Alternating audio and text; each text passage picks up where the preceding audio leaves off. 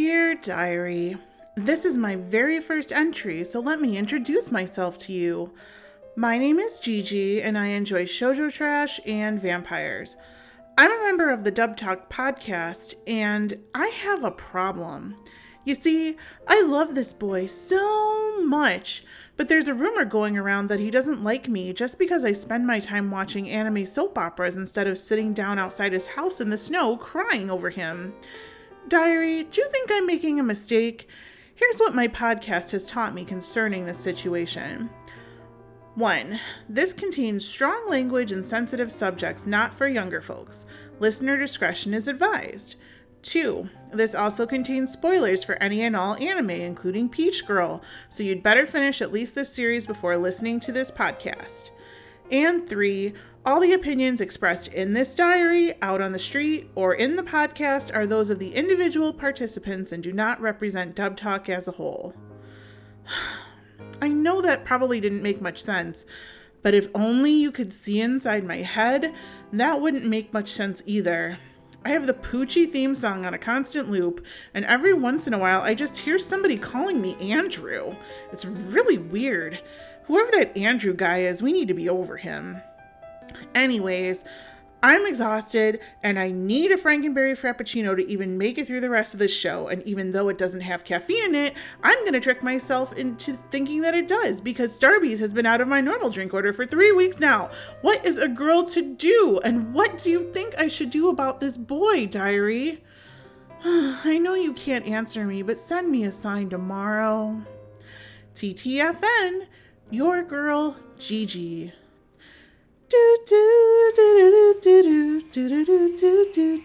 Andrew, damn it!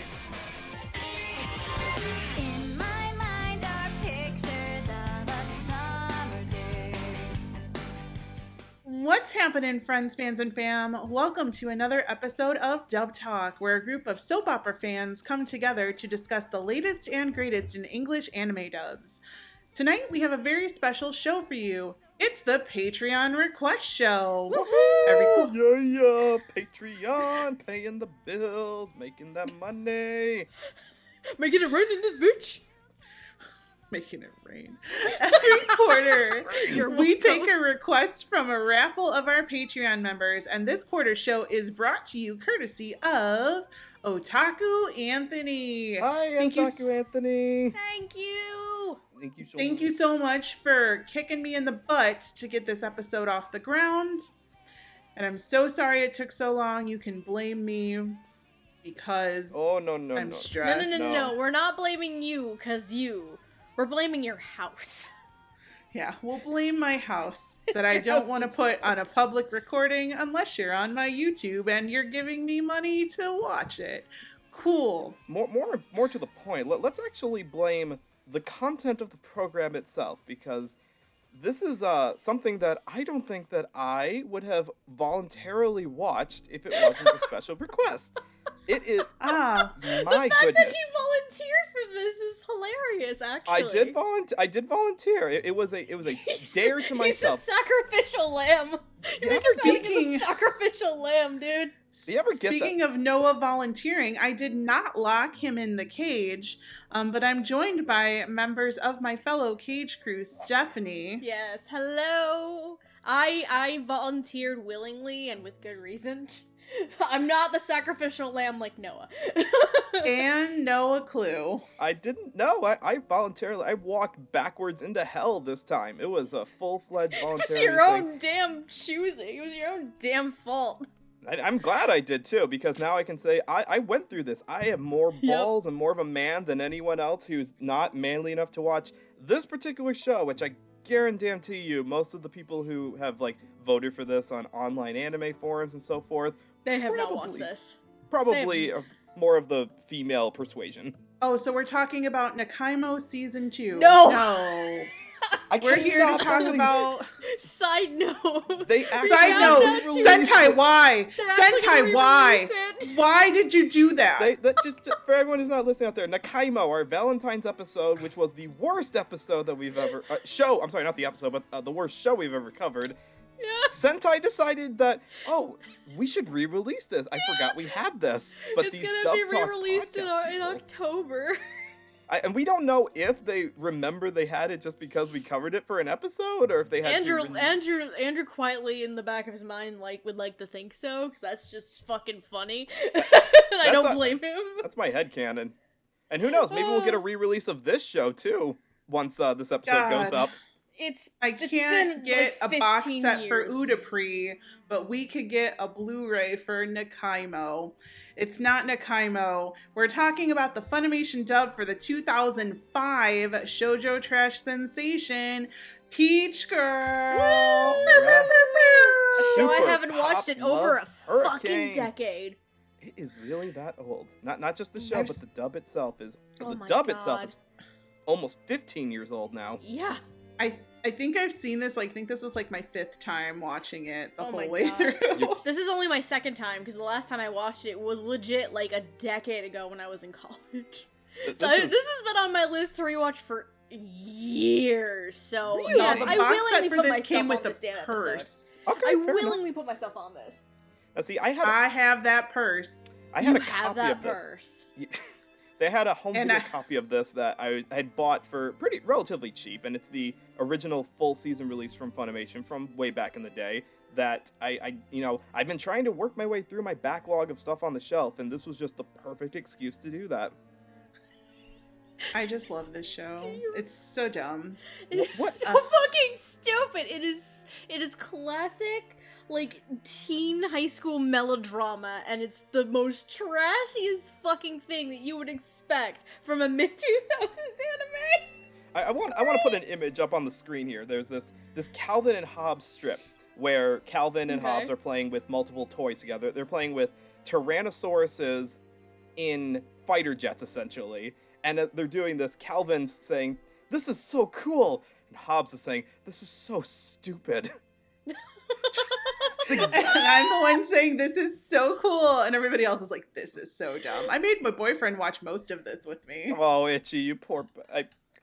My heart goes out to you because that's. You can go and tell him what this is about, but this is stupid for multiple. This show is very stupid for multiple reasons. So Peach Girl was produced in the mid-2000s by Studio Comet, who brought us such classics as Suzuka, which came out around the same fucking time as this show, but is not as good. Cute High Earth Defense Club Love, and a bunch of really old shoujo and children's anime that never got licensed that I really want to see, including some anime with My Melody from Sanrio, who's my favorite Sanrio character. What the hell, Discotheque? Get on the Sanrio anime. I have to and imagine- here's They're working on it. They've been doing pretty good with the old school stuff lately.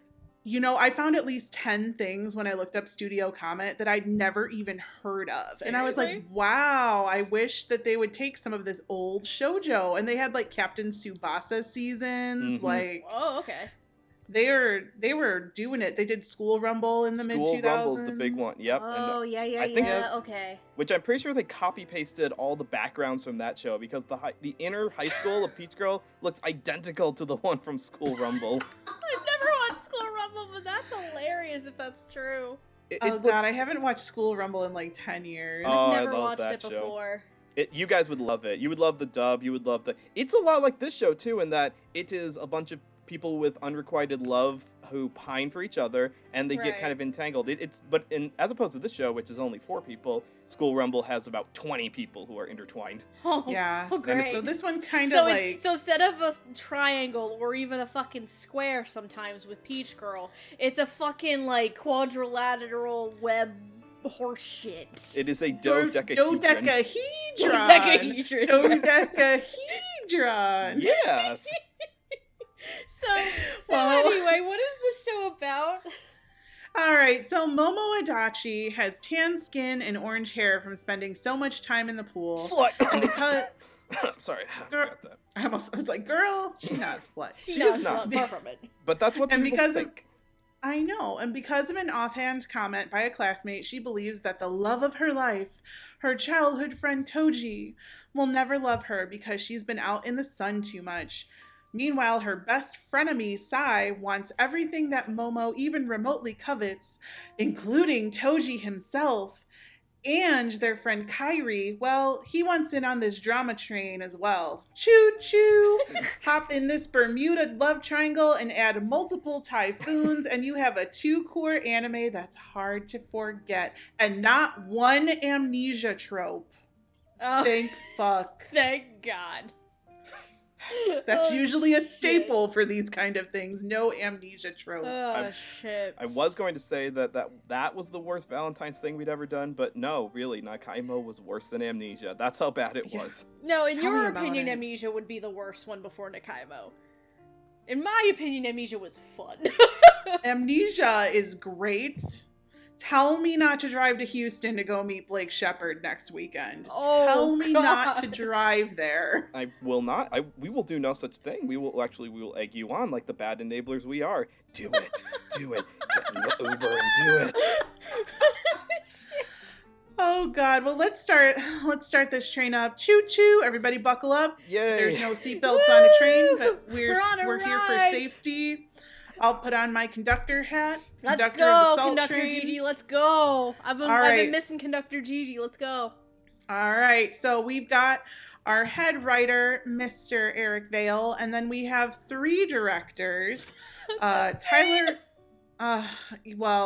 Tyler Walker, Zach Bolton, and Kevin M. Connolly. Now, please keep this in mind when we talk about the show that Kevin M. Connolly did episodes 18 through the end, which I'll talk about shortly, but let's hear some stuff that they've done. Eric Vale has written One Piece episodes of. I listened to him do an audio commentary about it Nice. just a couple weeks ago because we were on that episode that had the audio commentary on the DVD. Thanks, Funimation. He also wrote the classic Spice and Wolf, which is absolutely nothing like this, and Far from it. Sasami Magical Girls Club, Oh boy. which is a guilty pleasure of mine. I Mhm. feel like I know the name of that show, but I also don't know the name of that show. It is a It- spin-off of Tenchi Mio. Yeah. Gotcha. That's not in the canon. Then it- yes, I probably wouldn't know it as much because I know nothing about Tenchi Muyo. Nothing? Love it. Really? Oh god, it's so good. It's I so know nothing. it's so sleazy. I love it. I'm not If saying you've ever seen The Owl House, Ida looks just like Ryoko from Tenchi Mio, and I'm taking that to the bank and the grave. Are you All right, and so you had to pick the yes. best girl from Tenchi Muyo as opposed to the actual best girl who is Washu. no, This is best all girl going will up in always my- be over my Ryoko, and Ladies- I will fight to the death for that bitch. Ladies and gentlemen, I'm just gonna let the references go over my head. It's great. I'll just sit in the corner. It's fine. Okay, Our This is Tenchi Muyo fine. episode- This is Our Tenchi fine. episode is way up in the future. That was Oh our god, yeah, directors- add more shit to the backlog. All right. Christ. I only put 1 credit down for the director since there's 3 of them, and fuck it. Tyler Walker directed our favorite anime, King's Game. Yes.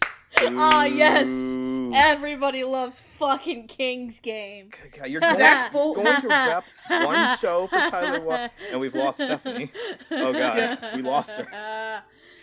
She's gone. Listen, he had to cut his teeth on Peach Girl before he could get to the magnificent piece of garbage known as King's Game. Yeah, King's Game Yeah. is a Zach- magnificent piece of garbage. Zach Bolton directed a much better piece of shoujo trash called Rumbling Hearts. Anybody remember that hot mess? Because I do. I've Now, that's only another heard one of it. that's I've on my never shelf. watched it. And I know that it's also renowned for being kind of a melodrama, but I don't actually know from actually watching it. It good. It good. It good. And Kevin M. Connolly didn't ever direct anything else by himself, but he was an assistant director on Suzuka, Oh, there it is. Yay!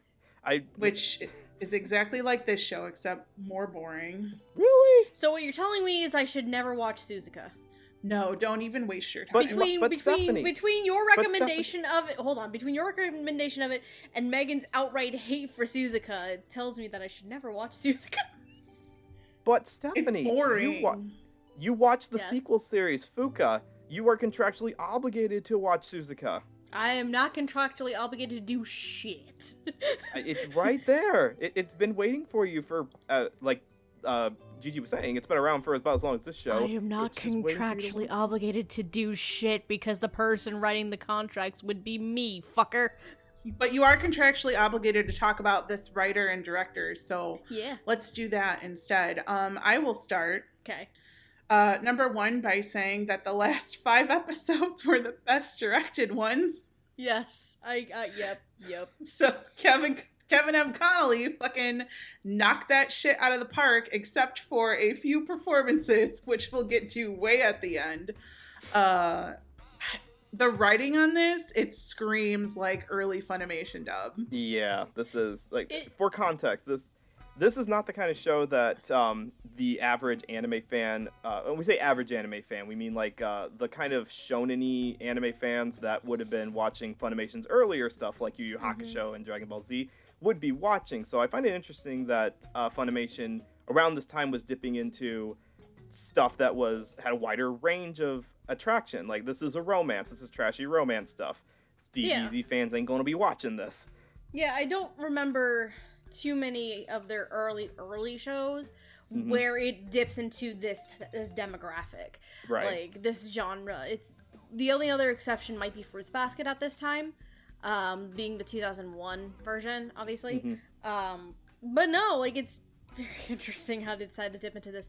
And I know Gigi just said it seems the writing is pretty typical of like the early mid 2000s Funimation stuff. But I also, weirdly enough, think it works to an extent because they fucking played up the melodrama. I'm not saying that it doesn't work. I love the early Funimation's mid 2000s stuff because it's campy as shit. It's campy as shit. It is very campy, and oh my god, it's great. Like, drunk okay, the Kool-Aid, it's too late. So, But I wanna ask Peach a Girl sincere could have question. easily been live action, but I think what makes it like in anime form is like the campy performances and dialogue, and you can only do that when you're, quote unquote, writing a cartoon show. But there are like some lines are in there, like Sai at one point said "thank you, love" or something like that, and I was like, oh shit, I still talk like that, and it's 2021. Yeah. So I'd like to point out that I watched the show on home video with the subtitles turned on. So essentially, what the original Japanese lines were, or at least closer to them. Right. It deviates so heavily in the dub. Does it? The dub had it had less than 0 fucks. It had -2 fucks to give about fidelity to the actual lines in the original show. But it's good. That's good. I'm gonna play that up as a good thing because it sounds more natural to let their mentality, I feel, for Tyler, Zach, and Kevin was, this is really stupid material. This is very cheesy, and it's very difficult to play that up sincerely. So what we're gonna do? No, Listen, it is not stupid material. Are you It is sure? trashy material. Yes. Get it Did right. we watch? Okay, I'm sorry. It's stupid in that some of the decisions the characters make are stupid. Well, that's the point. fucking trashy soap opera writing. That's the point. Yeah. I Like, guess. if you grew up watching Days of Our Lives or General Hospital, and did I ever? or, well, hello, Marlena got possessed by the devil. I mean, what better storyline could you get in a soap opera? At least nobody got possessed by the devil. Well, granted, Sai can be the devil herself sometimes, so I guess that's Yes, close. Right? Quite literally. Or if you watch, like, 90210 or The Vampire Diaries, as Steph did, Oh, Vampire Diaries, Pretty Little Liars. Oh, Fucking, what's that show on ABC? Gossip Girl. What is that show on ABC Family? Secret Life of American Teenager. That's another fucking Oh, one. that one's garbage. That one is hot garbage. is it- Hellcats. Y'all remember Hellcats? One season Oh of my fucking Ashley God. Tisdale. No, wait, it wasn't even Ashley. Yes, No. it was. Was it? I mean, is it sad that when Stephanie said that one ABC Family show, my first thought was Kyle XY? because that's the only one I Oh, remember. that was bad too. That was Was it? boring. Was it? I never watched that. I didn't either. I only saw the- Lincoln Heights. Oh my god. Oh lord. So it's interesting because you're saying that this show works better in animation because that's the only medium where you can get away with this kind of over-the-top acting. But you just listed a bunch of live-action shows where they do essentially the same thing. There's also like, I mean, if you look back to older live-action television from like I could be wrong, like the 80s, for instance, like there's other like more campy, hammy shit. Well, sure, like the Y'all 60s. seen Dallas? Let's go. Here we go again! Is that the one with the fucking cop that we talked about and fucking Millionaire No, Detective? that's Dragnet. Oh my god, here we go. Do I need to spoil the ending to Saint Elsewhere again? No! No. Not for me, I'm good.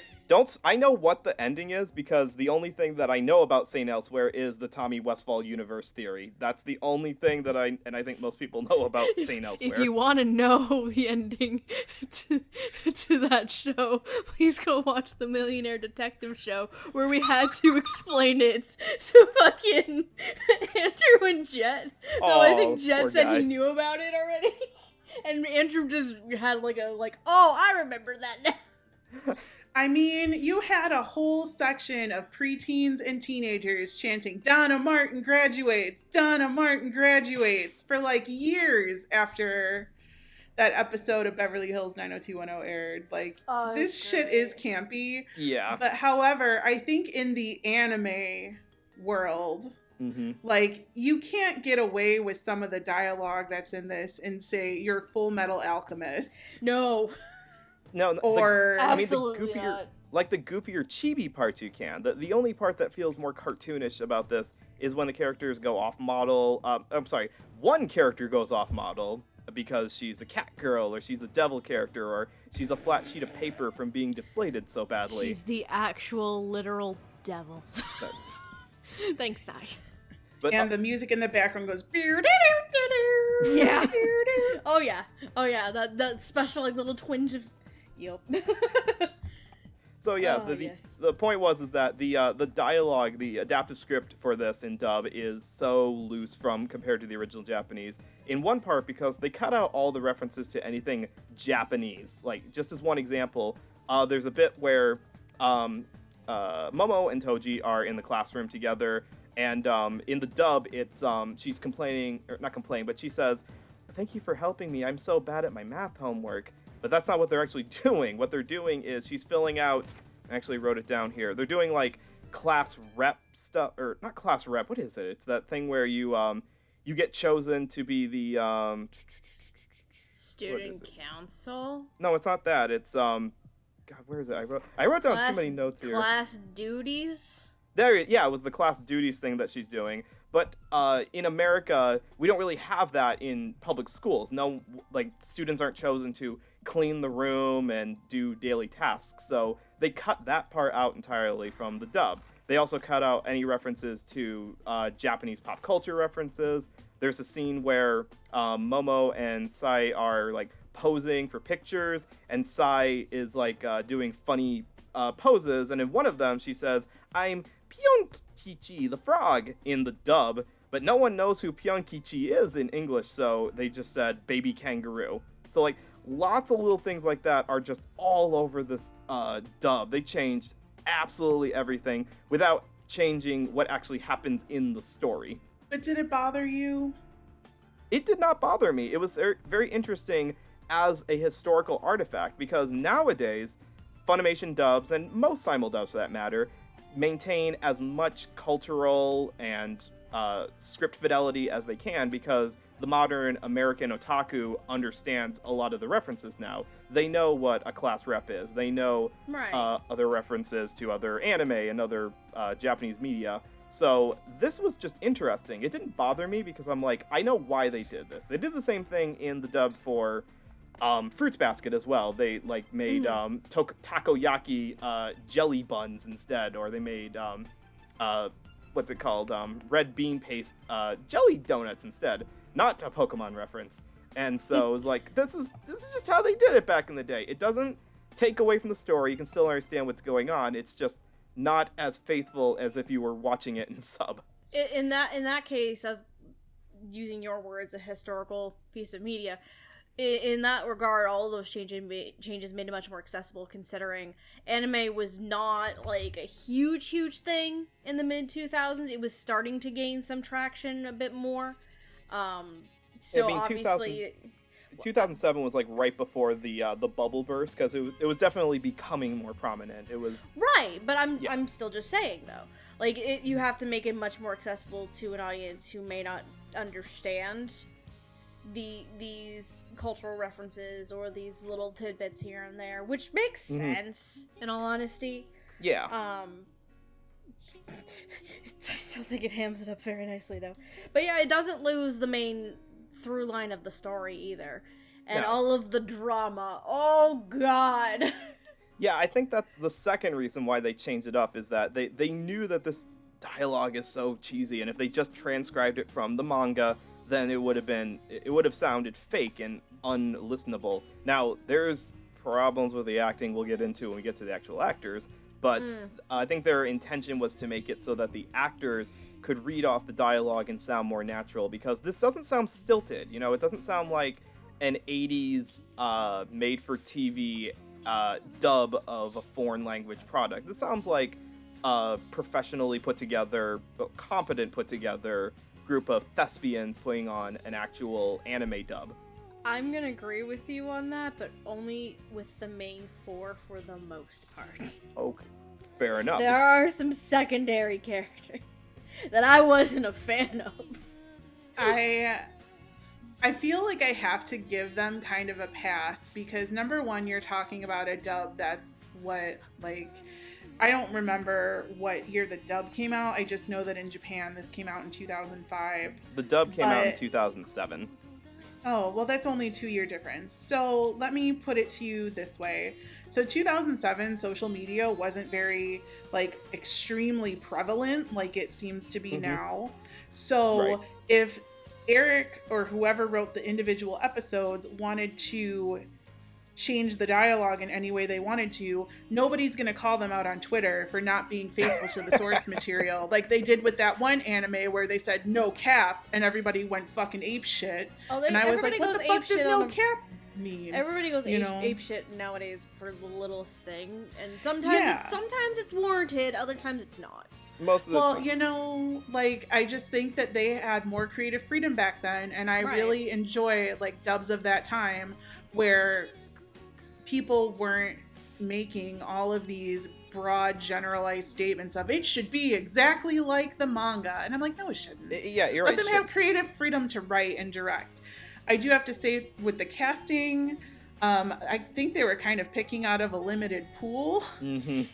Did they make the best choices? Again, back then it was very new.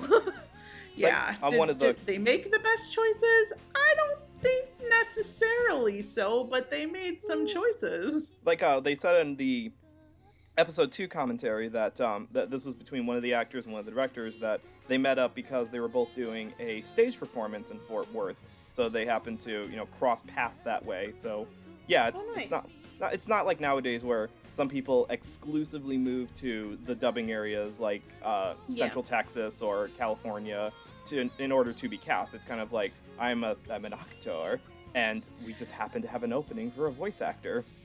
Will you tell us who it is when we get there? Because I have an educated guess, but I hope I'm wrong. Okay, yeah, because I think I was the only one who was watching the home video release, and I don't think the commentaries are... Believe it or not, I don't own the home video release. It's fair. I do, but it's in my storage unit, and Chris doesn't have it, so... Yeah, so I only had the Funimation streaming to do, so...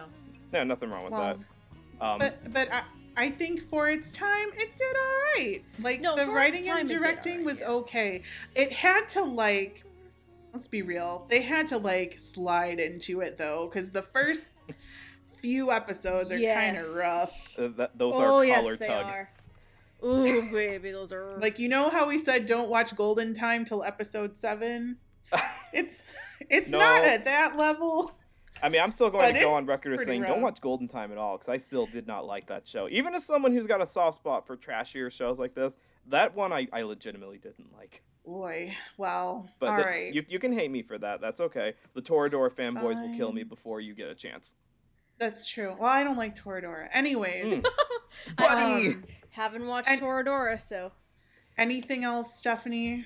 No, I mean, you're right. Even. Okay. My brain, from a 2021 standpoint, in talking about some secondary characters' performances, yeah, it's kind of rough. But you are right. I will say, you are right. This is a dub from the mid-2000s, where logistically and technically speaking, there was probably a lot of, like, curveballs thrown their way. And at the same time... Alright, it at least made me hate one fucking character and want me to put him into the fucking sun, alright? Even good. if that voice is flat as fuck. Alright? I Mr. hate Clue- this character. He's a Mr. fucking dick. Mr. Clue, are we good with you? The only other thing is a question for you guys is Mm-hmm. the Valley Girl isms that are kind of thrown in this dub. Did that bother you at all? Like, I want to point out like some specific I didn't like. actually pick up on that at all. I honestly. didn't either. Not a whole lot of them. Like, I I mean, didn't I'm sorry, see any. I'm sorry. When I Journey. say maybe Valley Girlism is the right word. I guess slang vernacular high school terms that that I can guarantee were not in the original stuff, like calling a character a fox, lines like "What climbed in her butt," and calling someone a schmuck are just No, like, because when I was in high loved school, I it. probably talked a little similar to that. okay, so they're so So no, it Japanese didn't bug high me school at all. Japanese high school characters probably didn't use those terms unless they're like major American weeaboos. But so yeah, the adaptive choice to say like this is what American high schoolers talk like is, I guess, again a historical artifact for the time period, because I guarantee that high schoolers in 2021 are not throwing out phrases like schmuck in their dialogue. Only real nerds throw that out there. I got called a schmuck all the time by my older relatives. That was just a thing. I mean, No, I Yeah. think that's just an older generation thing. I don't think it's carried over into the modern generation. We have plenty of new insults that we can throw out nowadays. Like, the worst thing you can be Yep. called now is a noob. I love, like, my heart sings when No, I hear plebeian. my son. a pleb. Sometimes when I hear pleb. Oliver say to Ruby while they're trying to play Minecraft together, "You're being such a noob for stacking dirt on top of each other until they reach the sky," I'm just like, yep, the torch has been passed.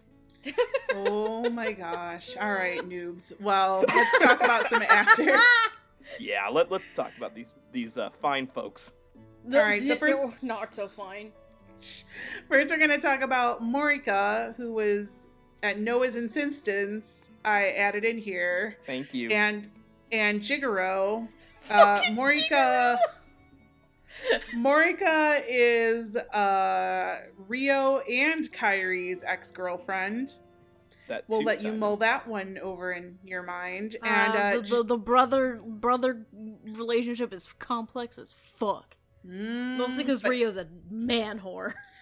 And yes, and Jigoro is a model who really hates Momo and really loves Sai for some reason, even though Sai is the literal worst. She is the gold digger who does not have a heart of gold. Morika is played by Kira Vincent Davis, and Jigoro is played by Victor Walker. Kira Vincent Davis, you might have heard in other shows, such as Elfin Lied, where she played Lucy. She also played Anna Hart in Kaleido Star. Yay. And my personal favorite, she played Nana in Golden Time. Fuck you, Yes. Noah. I haven't seen Nana yet. I don't know Circling if I back like it. to Golden. Nana in Golden Time. The character Oh. of Nana. Oh, right. Oh, yes. Well, then fuck me. Yes, absolutely. Screw Yeah, that. there we go. And Victor Walker had like basically no bolded named roles on ANN, so I'm just gonna give you 3 anime that he was in the background in: Beck, Mongolian Chop Squad, Yes. School Rumble, and Yes! Full Metal Alchemist Brotherhood. Oh, so Yeah. he was even doing background stuff in like early Early 2010s. 2010s. Mhm. Interesting. But not another named character to be seen. And considering his performance in this, maybe there's a reason. Please carry on. I'm sorry, Victor, if you're listening to this. First of all, hi. I hope you're doing well. Secondly, So the show has a tendency of introducing like one-shot characters to round out the cast. Jigoro and Morika being the two examples of that. And so Victor's portrayal of the character is like he's supposed to be like a suave, put together lady killer. Like literally all the ladies faint at the sight of how good looking he is, despite Like the fact that's not even a joke. That's actual fact.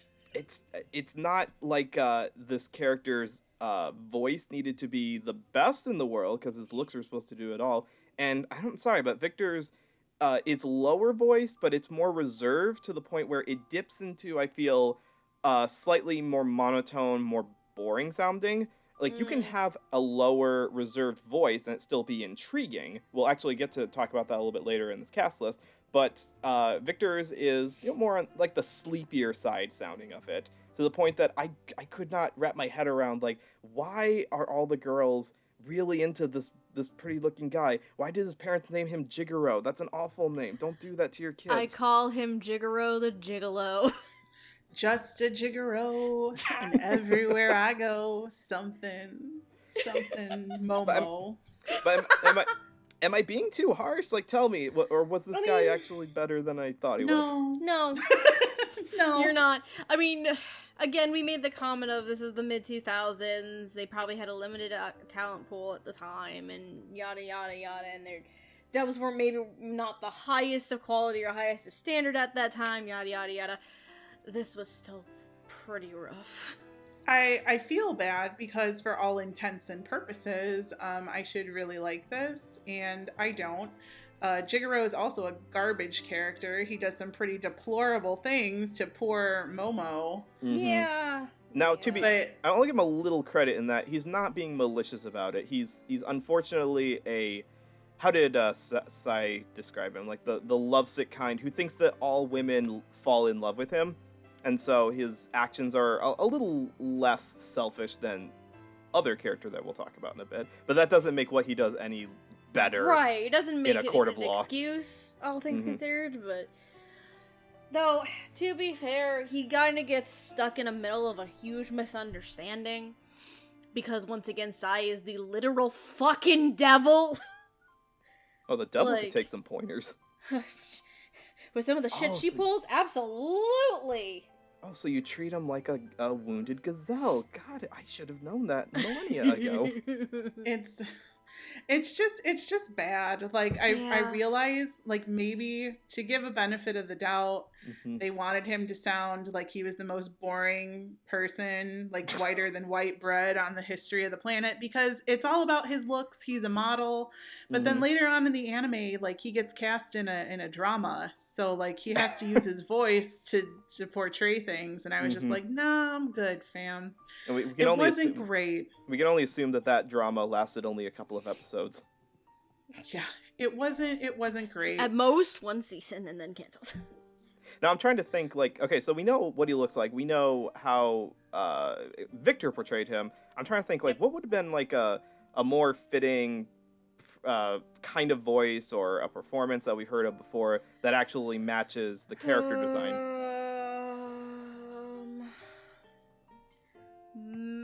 Maybe... What the fuck's the character's name from Skip Beat? The name escapes me.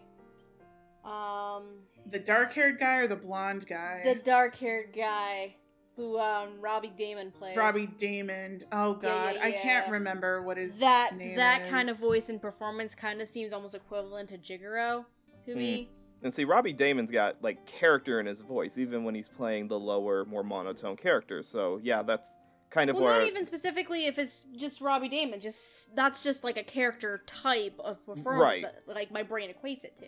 Well, I'm trying to think of like for our humble listeners, like try to like connect the dots of like if we were to go back in time and cast this for, or at least direct it in a different way, how would you direct Victor to perform?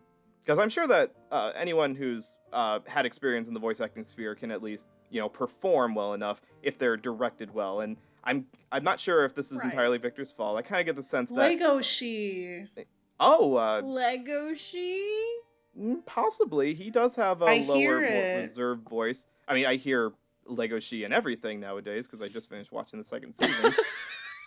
What is I'm his not a name? furry, Jonah Scott? Jonah. but It's Jonah Scott.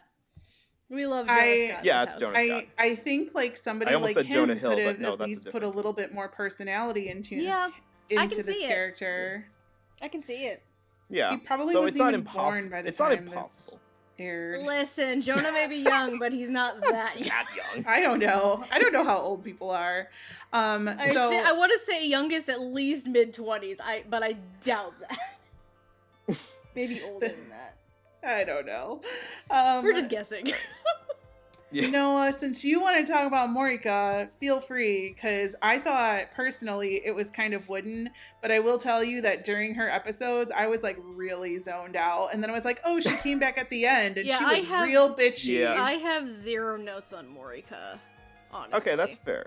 I mean, I don't have So- too many notes on her, but I didn't think it was wooden. I didn't think Kira's performance was that wooden. It was actually kind of interesting that she shows up around the halfway point and kind of disrupts Momo and Kairi's budding romance that got going on, because the whole reason of that breakup was, Kairi's got infatuations with other people, he's got history with other girls. So Moriko kind of represents a look into that troubled window, that kind of she gives someone that Kairi is not instantly chummy with, because before this, Kairi had been very like upbeat and peppy and let me take your picture to all the girls. So it was kind of interesting to see that, oh no, with this one, he's serious, he's glum, he's very much like, why do you still have that necklace after what my brother did to you? And that's honestly a welcome change, because I was kind of worried that he was going to be upbeat and peppy the whole show, and luckily he wasn't. So Moriko's portrayal by Kira is, it's good enough for the couple of episodes that she's in. Like, I feel like the mark of a good dub is how well the background characters perform, or the one-shot characters performed. We talked about this a lot in the Golden Time episode, and although there are some not-so-great background characters as well, I kind of liked Moriko's portrayal, or I'm sorry, Kira's portrayal of her, because she was a little more upbeat and a little more grounded, I felt, than some of the other more angsty teenage characters. I mean, So, okay, so I didn't think it was terrible. I just this was the part of the anime where I had watched so much of it in one day that I literally started to zone out, and I was just like, I need That's something fair. to grab my attention, Mhm. and this wasn't it. Okay, that's fair. I mean, so yeah, she's not a significant character. There are a couple other one-shot characters who we're not going to talk about, mostly because I don't remember what their names were, but also because they show up and then they kind of like fall off the face of the earth. Was anyone else sad that all of the swim club characters who like recruit Momo at the 1/3 mark of the show just like kind of disappear? We don't see them again after their initial introduction. I mean, Momo didn't really do much with the swim club, so. Well, that's my point. Is like there was so much more we could have done, but no, we needed more angsty typhoon drama. Why don't you read the manga? Why don't I treat? Why don't I? Noah, you know what you signed up for. What do you fucking expect? What I expected was the show to look like the manga. Have you seen what the manga actually looks like? The art style looks Yes, nothing it's like beautiful. this show. It is. They could Beautiful. not capture that in this show. Well, they also couldn't do it when they did Nana. Like, the manga for Nana and the anime looks completely different. Yeah. It's just, like, around that time, there were so many beautifully art-styled mangas and, like, translated to anime. Like, it just didn't work out. Right. I think Super Gal's another example where it's got that co-girl art style that does not make... It's not as lush when you turn it into a cartoon. Yeah. Alrighty. Yeah, that's all I got for this group of characters. Okay, are we ready to move on before I make another David Lee Roth reference? Oh, God. This fucker. Oh, man. Oh, no. Cool. Can I punch This this guy? This is what you all came for. Can I grab the punch this popcorn. fucker? Grab your popcorn and your Oh. shotguns. Alrighty, next up, friends, we're going to talk about Misao, who is the school nurse. What would you call a school nurse? A NILF? Nurse? No, Nope. Gigi, we have a perfectly good thing to call a school nurse that's been around since the 90s, and that phrase is, hello, nurse. All right. Damn it. All right, there you go. And then we have Rio, who is I- Kyrie's brother and the literal Who's- scum of the earth. He's the fucking worst. I Don't- hate him. Don't trust gamers, people. Just don't. They're no good. Don't trust them. Fucking hate this man. Rio is the worst. Awful. I want him to die. It I makes was you very wonder- sad. I was very sad when those girls that Morika hired did not fucking kill him. You I wonder- was sad. I kind of wonder if, like, the mangaka was, like, compiling the things that she wanted to do in the manga, or, like, the character traits that she wanted, and she just, all the worst ones that she brainstormed, she just pushed them all on Rio. Like, unfaithful jackass, two-time flaker, abandoner, and doesn't die when he gets the crap beat kicked out of him. But let's give it all to this asshole. Man, well, If he did die, Kyrie probably wouldn't have given a fuck about him anyway. He doesn't like his brother at all. I don't know about that. He seems like he's got at least some, like, he's not the kind to be so heartless to a dead relative. Even one as boy. asshole as He this. wouldn't be heartless to a dead relative, but he also wouldn't fucking outright tell you he's gonna be heartless to a dead Oh my- relative either. Oh my god, I just realized what he'd do. He'd do that What? meme where, like, he stands over the grave and he does, like, peace signs at the camera.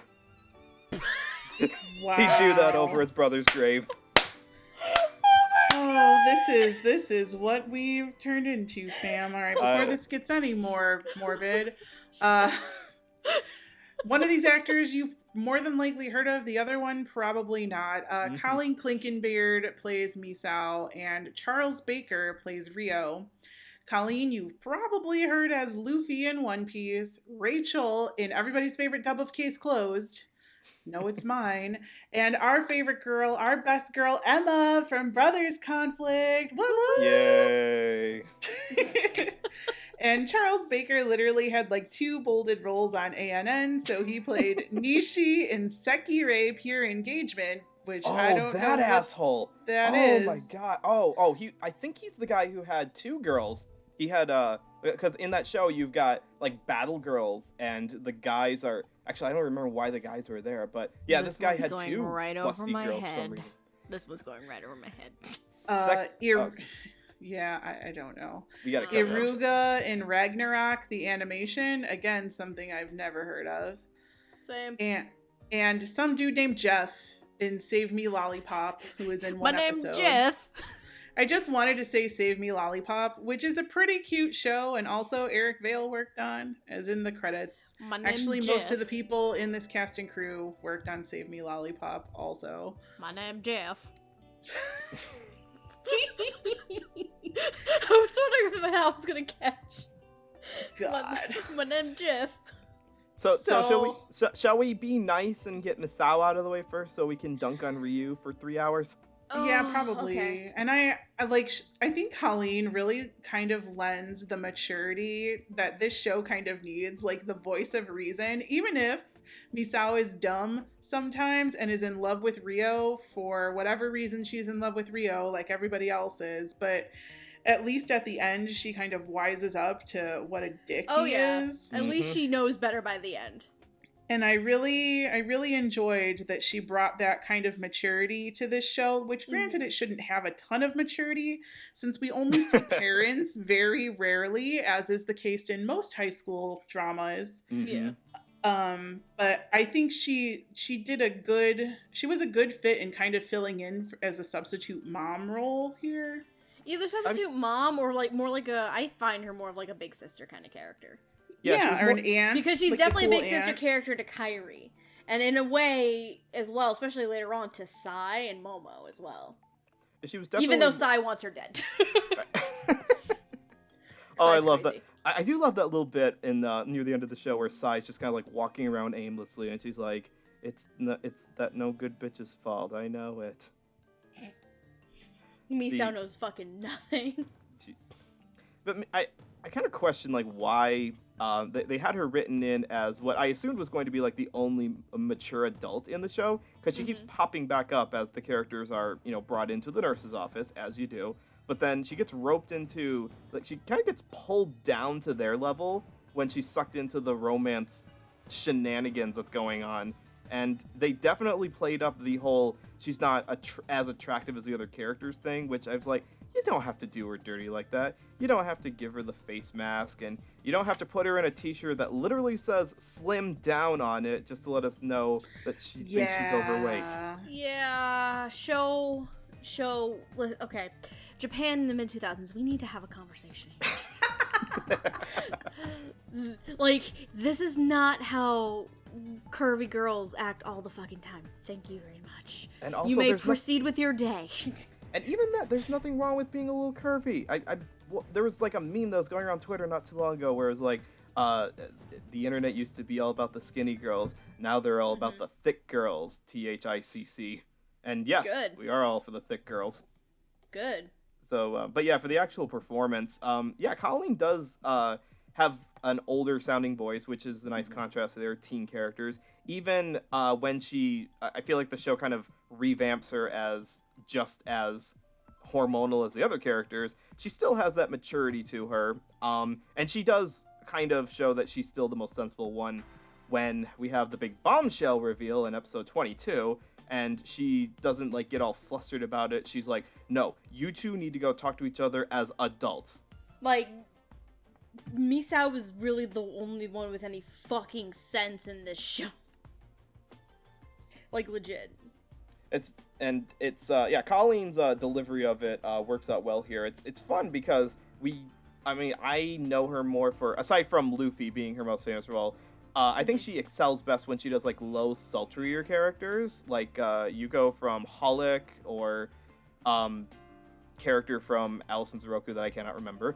So it's kind of interesting to hear her play more mid-range characters like this one, but she still has that maturity to her that's, again, kind of refreshing for the time period, because like we were talking about, less of a talent pool to work with, but she definitely earned her reputation for still being one of the A-list Funimation actors that we have even into the 2020s.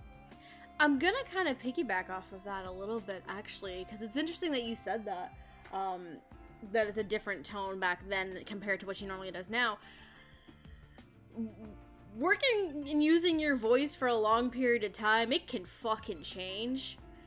Colleen's case is one of those, because since this probably either predates or is early on when she is Luffy, right? And it Go ahead and talk. I'm gonna actually look that up while you're talking. Okay. And like over the years, she has come out herself and stated that like her voice has changed drastically because of like the voice that she uses for Luffy. And it like she even went to a doctor, I think this was a couple of years ago, and they said like it like her vocal cords have changed a little bit since then. So it's very interesting going back to this and being like, this could kind of predate Luffy, and it's like, wow, this is what Colleen sounded like before going crazy with Luffy and just like really stretching her vocal cords to like the point of like, oh my god, like Luffy is all over the place in terms of vocal range. Okay, like legit. All right, so it is, and again, the fact that her most famous roles are high-pitched male voice Luffy, and also the lower voiced characters is interesting. Like that's a very wide range to pull off believably, which she does pretty well. Also, it looks like the first episode, I'm just saying, like, the first home video release of One Piece for Funimation came out in May 2008. Okay, so if this came out in 2007, then she might have been in the midst of recording at least, like starting the recording process for Luffy then, at the earliest. So yeah, like it's very interesting, like seeing the progression not only of Colleen as a voice actor in general, which is really cool, like how her voice and her vocal cords themselves have changed over like the span of almost 15 years essentially. Right. So it's really crazy. But I do like Misao. I really do. It's like a big sister kind of role, and again, she's the only one who has any fucking sense in this show. She does. Misao is a good girl. Misao did nothing wrong. Misao is the actual best. You say that, and it's true. Like, of all the characters who you could say, oh, Momo did nothing wrong, Toji did nothing wrong. No, Misao was the only one who could legitimately say she really did nothing wrong. Misao did absolutely nothing wrong. That's why she is the best girl. Well, she's not the Rio, best girl. however- She's just the flameless one. As Rio, opposed to Rio however, did everything wrong. Getting I comfy. fucking hate this man. Which you're supposed So- to. It's not- Okay, but here's my problem with Rio. Okay, the character of Rio is a total fucking jackass, right? Right. To Man which whore. I feel that the voice acting needed to have a lot of malice in it and a lot of charisma, Right, which and you is didn't my get type. that, right? which was my type. Right. Mhm. So the bad evil guy, except this guy's really a dick. Like he's not even like no, we're not dropping panties for Rio. He's a douchebag. But like He if tries to get this a girl were- signed up to do porn. That's just He's one the of her worst. many crimes. the worst. So, but that being said, like, he's such a bad guy. You want him to have the voice that's charismatic, that's Right. charming, but is also is very malicious. I didn't get that, honestly. I didn't get that at all. I kind of got like the flat line most of the Right. time. The only time I really kind of felt anything at all for Rio, like voice acting wise, Mhm. was at the very end when he's looking through pictures of all the babies on his computer. Yes. I was like, no, he doesn't get to have a redemption arc this late in the show. He doesn't get to have a woe is me, I might actually want to be a daddy. Like, no, goddamn no. Cut the balls off right Rio now. No, absolutely doesn't not. get a redemption arc, but that's when I felt that the voice acting was the strongest. Right. Now- because that's Okay. the actual time where he actually like gives a possible shit. Like I really if we were gonna do for Jigaro like we did, or if we are gonna do for Rio like we just did for Jigaro, you fucking put David Wilder, Ian Sinclair in this role, and I'm fucking on the ground. We're Like, talking nowadays. yeah, I can see it. Like Like- that kind of tone or that kind of charisma that they can exude in their roles. Yeah, absolutely, I see it. like Yeah, and- that's what it should have been like. And Ian Sinclair actually plays background characters in Peach Girl. Oh yeah, that's So- right. So they could have brought him in to do this. And I'm just like, he was this probably is- still too green at the time. If I had to guess. mean, maybe, but I mean, at the same time, I was just kind of like, once I saw him in the credits, I was kind of disappointed. I was like, this was like a golden jackpot moment you could have had here. Right. You don't know And what instead- you got until it's gone. Like, I mean, Charles Baker did a serviceable job of making me hate the character and then Oh, also yeah. making me dislike the performance. Oh, So if you want to 100%. put those hand in hand, like, hey, he did his job. But I didn't want to, I wanted to. Rio needed like one tiny point of redeemableness, and unfortunately, instead of getting it in the vocal performance, we got it at that very little 30-second clip at the end with the baby photos, and I was just like, Yeah. Wait. My I want to thing- know why all the women love you, because you really like you're not as cute as Jigaro, you don't have blonde hair. And like Kyrie is way more charismatic than you, so I'm just like whatever. Like My thing is this with fucking Rio. So until you first meet him, you are very hyped up to believe that Rio is a fucking scum of the earth human being because of his brother Kyrie, right? But the first interactions that Momo has with Rio, you're supposed to believe that, oh, he might not be that bad of a guy. He actually might be a good guy. I don't understand why Kyrie just badmouths his brother like that. I didn't get that. nope, I always felt he was bad. Yeah, Oh, yeah. he was the bad guy from like the first second he got on the screen to like maybe like the last 2 minutes of the fucking show. Like, Yeah, because he was set up that way because Kyrie was but talking here's about the how thing. Yes, it was set up that way, but again, we're supposed to go through the motions through Momo's perspective. So if Momo believes that he is a good guy starting out, we should also believe that he's actually a good guy and maybe Kyrie's just wrong. Then we didn't Yeah. get that. You are, because Momo's like, oh, Rio's not so bad. Rio's not Right. so bad. And then he tries to date rape her in a conference room. Yeah. nothing gets you on the bad um, list quicker. That and later on he fucking what'd he fucking say, and it pissed me off so bad. The whole Narrow it down. pregnancy thing with Sai. Oh, it's like and and Misao was talking to him because he tried to fucking bribe her. Mm-hmm. And he was just like, I don't care what she fucking does. She can go get an abortion for all I care. That one pissed me off. Oh yeah. As well. That was just like, what, are you fucking psycho? Now, see, Gigi, did you really want those lines coming out of your precious Ian Sinclair? I mean, in order to have a character that's well acted, I mean, I've heard Ian Sinclair in bad boy roles before. Like, I mean, yeah, bad boys that are at least kind of fun to hang out with, and they give you something in return for their disregard for life, I guess. Not life, but, disregard for normalcy.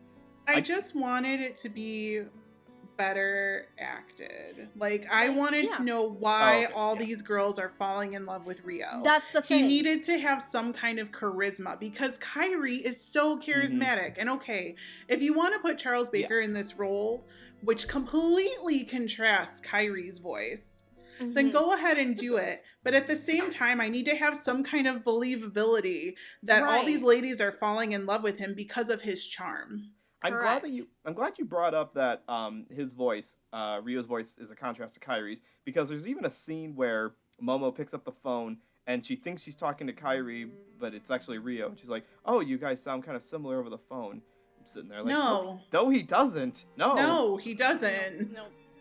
Yeah, it's and then there's the one scene later on where she calls who she thinks is Kairi to set up a meeting to talk to him, but it's actually fucking Rio. Mm-hmm. So, like, the tone of voice for Rio, I'm just talking tone-wise, I like it. It does contrast Kairi, and I think that part works. I agree. But I think the biggest problem is how it was directed for him, honestly. Because, yeah, like Gigi was saying, we have to believe that he is this charismatic person that is just making all the ladies have their panties drop in front of him and just be like, take me the fuck now, let's go. But we don't get that.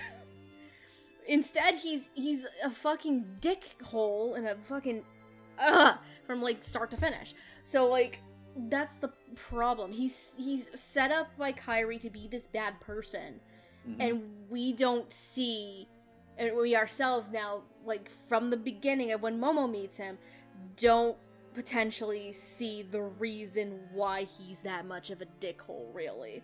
Like how charismatic and charming he can be in that regard. So, the sense I got was that he was supposed to be kind of a male version of Sai, in that, Sai's not conventionally attractive exactly. That's not why everyone's fawning over her. It's the manipulation of other people, which we heavily get out of Rio. But Sai still has a fuck ton of charisma that makes boys go to her. I don't know if charisma is the word I'd use for that. But you get what I mean, though. That's the thing. I do. See, the thing is that Charles' portrayal of Rio is a very low rumble. Like, just talking about tonally here, that imposing low, almost base level is kind of understandable as to why you would have your supposedly suave ladies' man character have that kind of voice, to contrast the squeakier teenage puberty voices that we get with the rest of the characters. You're like what you said, it was very heavily in how it was acted, though, how it was performed, and kind of going back to what we were saying at the beginning of this about the historic artifact portion of this, we didn't really have another anime character that you could really point to and say, like, be kind of like that, like, be like that archetype, at least in dubbing. We'd had other older shows that had this kind of jackassery character before. The closest one I can think of... similar. I mean, the closest thing I can think of... but there probably is. Well, have you ever seen the OVA Bastard? Nope. No. You have not? Okay. Fun fact, it is a 6-episode OVA set in like a medieval time period where the main character is this badass demigod who is voiced by Darren Norris, aka Cosmo from the Fairly Odd Parents. Oh boy. It's a fun thing to think about while you're watching it. Fun fact of the day. But his voice is very cocky and very arrogant, while being still very authoritative because he beats the crap out of Steve Bloom in a couple of scenes. So I'm thinking of like that kind of character where he's got more confidence to him. And it was this, Charles trades in confidence with, we'll just call it jackassery. So that's what they wanted, that's what they got, and that's why this character is as despicable as he is. I get that. I just, considering, like, the whole bait and switch angle, if that's what we want to call this, with his character, like, I just wish it was directed a bit better, honestly. Fair. I mean, that's fair enough. When they make Peach Girl Sisterhood in a couple years from now, they remake this and they do the full manga, then maybe we'll get Ian cast as this character instead. You know, I feel kind of bad because I remember reading a tweet from a voice actor, and I can't remember who, but they said, don't say so-and-so should have done something better than what you did, and like, to people, and now I feel kind of bad. But at the same time, this was like 15 years ago, and clearly it wouldn't have happened. I think that we can all, like, we're all agreeing on this, that this is we're going to use this phrase again, a product of its time, and our complaints are coming from a perspective where we know what better versions of these characters would sound like. So it's and I maybe Charles, if he was like in the studio and was told to perform the same character again, like redo the whole thing with the same cast, I guarantee it would sound much different than it did from the 2007 recording. Yeah, with 100%. With friggin' 20, whatever, how many, I don't even know what year it is anymore. 2021. Just say 10 plus years of experience. I'm sure it would sound a lot better. Oh, absolutely. It's just, back then, I think from a critical standpoint, there are aspects of Ryo's character that weren't exactly explored. And let's be real, like, some of the dubs that came out of this period are not good. And That's so true. I think this is, like, fairly serviceable compared to those. Yeah, which no, I absolutely. won't name at this time. mean, it is a unique specimen in that there aren't very many other shoujo trash anime dubs from this time period that you can compare it to. And they were all by Funimation, and they were all from the same people. It's interesting. It's like you were saying, Rumbling Hearts, and I think School Red Guard would be another. Rumble, Well, I wouldn't call School Save Rumble Me a Lollipop. Okay, Save Me Lollipop. Suzuka. Suzuka, definitely. I think she's at least saying the same, like, era, all things considered. Yeah, same Yeah, era. I mean, I wouldn't put School Rumble in the same genre as this particular show, because it's way more of a black comedy kind of show. I'm saying era, not genre. Because this is around the same time. It is, you're right. Alrighty. Hold on, I gotta play this Udapri song. I fucking stopped playing for literally like 4 minutes, and I'm almost at the bottom of my rank. Oh my gosh. This episode was brought to you by Udapri. Udapri Shining Live. I fucking wish.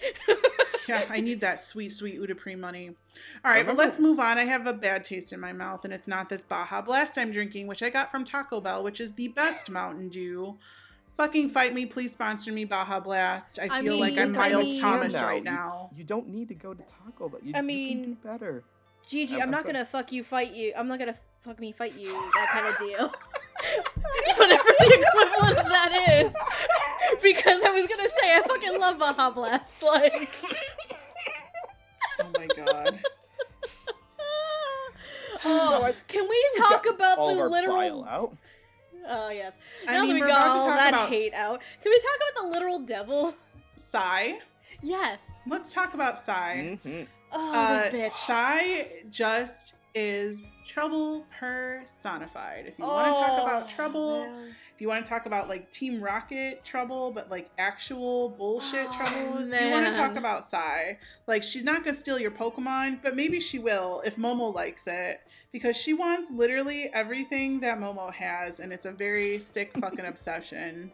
Like, Sai is just not as bad as Rio, because she is kind of damning, but not. What is actually. It? What is that fucking candy commercial? What is it, Twix? Or something? She needs a fucking... Oh, Snickers. Thank you. Snickers. She needs a fucking Snickers bar. God, Sai is pretty You're bad. not you when you're like this, Sai. For some reason, Momo still wants to be friends with her. I understand you, Momo. I will be friends with anyone, even if they're terribly toxic, and then I'll put all the guilt on myself afterwards. It's fine. I've been there too. It's unfortunate. Sai is played by Jeremy Lee. Yay! Hi, Jeremy. Jeremy Lee plays Sailor Venus in the new Sailor Moon dub, AKA not the Sailor best Moon. character.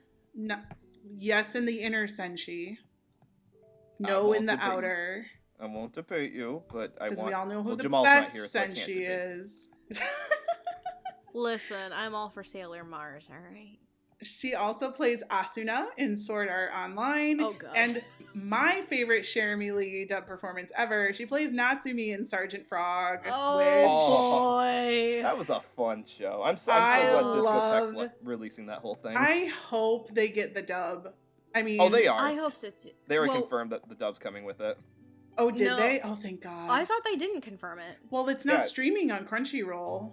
No, it's not. I thought they but didn't confirm it, though. They were in the works with it, trying to figure that out, but at last I knew they didn't confirm it.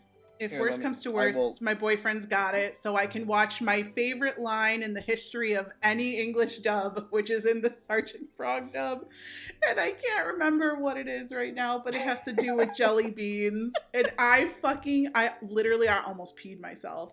I had to pause it. I was like dying. I was laughing so hard. I need to 'cause go it's- back to watching Sergeant Frog. I think I only have the first 2 seasons, though. I don't have watched season 3. all of it that came out in the dub, and it does get a little bit repetitive, but goddamn, was Right. it fucking funny. I'm so sad. But that you know it what's not stopped. fucking funny? Jeremy aside. Oh my god. Well, no, she Oh, is it's kind of hilarious. funny as her. It's downright funny. Okay, she has her moments where she gets what's coming to her, and that shit's great. Yeah, so this is the character that definitely plays with the cartoony elements. Like, if you want to know what School yes. Rumble is like, it is the manic cartooniness of this character, but with like a cast of 50. And I mean that in the best Sounds possible way. alright. Sai is damaged. She is a toxic individual, and if you ever interact with toxic people, cut them out of your life. I know that, you don't have many friends, people listening, and you want to keep the few ones you have, but please cut the toxic ones out. It's not a bad idea. You can have only 3 friends in your life, okay? You don't need that 4th one. They will fuck you up. They will fuck your wife. They will steal your car. They will ruin your credit score. They will do everything and then make you feel bad that they did it to you. That is how bad Sai is, and Jeremy is a man. baller at doing this. And I love the fact that she's got like different personalities. She has to. Jeremy has to have different personalities because she plays the victim, weepy character. She plays the prissier version of her when looking down upon others, and then she gets absolutely like, I guess it's cat mode, where she's like absolutely maniacal at ruining other people's lives, and it fills her with glee. Oh, she's such a bitch. Mhm. She's such a bitch. But it's good though. It's a good bitch, though. See, like, this is the kind of acting and performance that should have, if Rio is the same as Sai, but in male version, that should have come with Rio. Like, Yeah. but It- Jeremy as Sai is just so over the top and cartoony and like a circus, and I fucking love it. And Like, especially it's- for the melodrama that is fucking Peach Girl. And like Sai, although she is fucking despicable for 75% of this anime, like you can't help but like almost feel sorry for her at some points. Right. And that's because of the performance that Jeremy gives. Yes, because especially later on in the show, especially when she's like being strung along by Rio, and eventually she like kind of actually learns that she's actually a shit human being. Mm-hmm. You start feeling like sympathy for her as like she tries to like her quote unquote redemption arc is actually really good, honestly, like especially for a melodramatic show like this. Like I enjoy it. I mean, I fully agree that Jeremy's performance did make me feel for the character. I'm just not sure that saying like I felt sorry for her at the 2/3 mark when her life Oh starts getting messed up. no. I didn't say right. I did not right then there. No, but like the progression of like that little bit of redemption that she does go through, like by the end of it, I'm like, okay, Sai is a bit of a bitch, but I do kind of understand her a little bit better, and I do feel a little bit of pity for her. Like, because she goes through some shit. I mean, it's also implied that she's the parent, that she's the daughter of a divorced family, because we see her mom and dad show up at the hospital near the end, and they're fighting, like, she's being raised in separate households. So there's some explanation for her manipulative ways. My thing is, though, if you're going to have a character who, should be redeemed, they have to actually do something to earn it. They shouldn't just experience bad things and, oh, I'm redeemed now. No, they have to actually, earn a second chance. She helped Momo and Kairi get back together in the end, even though it's not the greatest method, but she did. It's not, and that's not enough. She needed to, volunteer in a soup kitchen or something to redeem herself. Andrew. She almost starred in a fucking porn, potentially twice, because Kyrie's also an asshole sometimes. Noah, she just called you Andrew. Did you just call me Andrew? Oh my god, I'm going off. Did you seriously slip into girlfriend mode and you went into the waggle finger itself and called me Andrew? We got that on recording that will not be stripped out of the final audio. I cannot believe my ears. No, I can't even take that out. I'm sorry. Well, that's going in the blooper reel. I'm not that bad, am I? I'm not as bad as... Because I'm also used to Andrew I know why saying silly shit. I had a moment. I'm having an sorry, out-of-spirit body here. Do we swap bodies here? Is this invasion of the Andrew It's possible he's in the next room. I don't fucking know. That's what I thought you were talking to for a second. I thought you were off the side, and it's no, he's in the bedroom. He probably he had earbuds on before we started. He probably can't hear a fucking thing I'm saying currently. Oh, I will be telling him about this when we're done. Oh yeah, with timestamps. I'll beat you to the punch and let him know ahead of time, and he'll probably give me a very confused and disappointed look like you are doing to me right now, I'm imagining. I am shaking my head at you. But yeah, I think we can, it sounds like we can all agree, Cherami's performance is absolutely what this character needed, and it probably carried me through more of the show than I probably would have given it credit for. Oh no, yeah, for sure. And a credit to not only Cherami, but the other three main characters in this love square, we're fucking referring to it, I guess, as. As far as I can recall, all four of them, this is really early on for them in terms of the voice acting realm. So kudos to all four of them, because I actually really did enjoy them, even though, give a little bit of credit and criticism, they did have the tough growing pains early on, trying to ease into the roles as well. But that's really typical in any kind of show that people are working on anyway. But no, bro, Cherami. Cherami, what the fuck? She's a bitch. What the She good though. She good though. I love it. She good though. Cherami has the voice that can exude the catty, jealous bitch very well, and I love it. It was even, I appreciate the range of, she's going on her massive shopping spree, she's rage shopping, essentially, and she's shouting, yes, more, and it's okay, you've gone full Pretty Woman here, and it's kind of scary, honestly, that I didn't even realize that Sai had that kind that of Pretty Woman. What? Okay, I know that Pretty Woman. That's a poor example. Okay, fine. Julia Roberts didn't exactly go that far. No, because Julia Roberts is a freaking treasure. I don't know. I've never seen Pretty Woman. Oh my god! Okay, we're gonna stop this episode. And we're gonna pull up Disney Plus and we're gonna watch that right now. Okay? Because is it on Disney Plus? Well, it was produced by. It's a Touchstone picture. And oh my god! Then yes, it is. Fuck. All right, so we'll be back in an hour and a half, people, after we've just watched Pretty Woman. No, I want to go to bed. All right, so we're back after. No. At least movie night this weekend. Done. All right, we'll do that later. Oh my gosh. Okay, so does anyone have any criticisms of Cherami's overall performance? Because the only thing I can think of that would be questionable, or not questionable, but just objectionable, is that she's got the higher voice compared to the other characters, even the other female characters, and it becomes a little difficult sometimes to maintain that higher pitch in the more melodramatic moments. Maybe a little, but I don't know if that's more because Cherami was that green in the voice acting realm at the point, and no. Or maybe some of the direction kind of pushed her a little bit. I don't know. No, I mean, to your point, I didn't notice such a big change or difference where it took me out of the character. Mm-hmm. I just, and some of the melodramatic things, like, I've seen this show fucking 5 times. Let me tell you, still watching it from the beginning, couldn't remember who Momo chose at the end. And also, when we get to the Sai pregnancy part, I was like, was she really pregnant? Like, I couldn't remember. See, when it got to that too, I was like, wait, is she actually? I completely forgot. Yeah. See, like, partway through the show, I'm like, I think I remember who Momo chose in the end. I think. And I was correct. I mean, do you want me to tell you? Or do you want no, to I watch know. the show? No, I just finished the show like 4 hours ago. Of course I know who she picked. No, I'm talking to Gigi. Oh, no, I remember now. I finished it today. Oh, okay.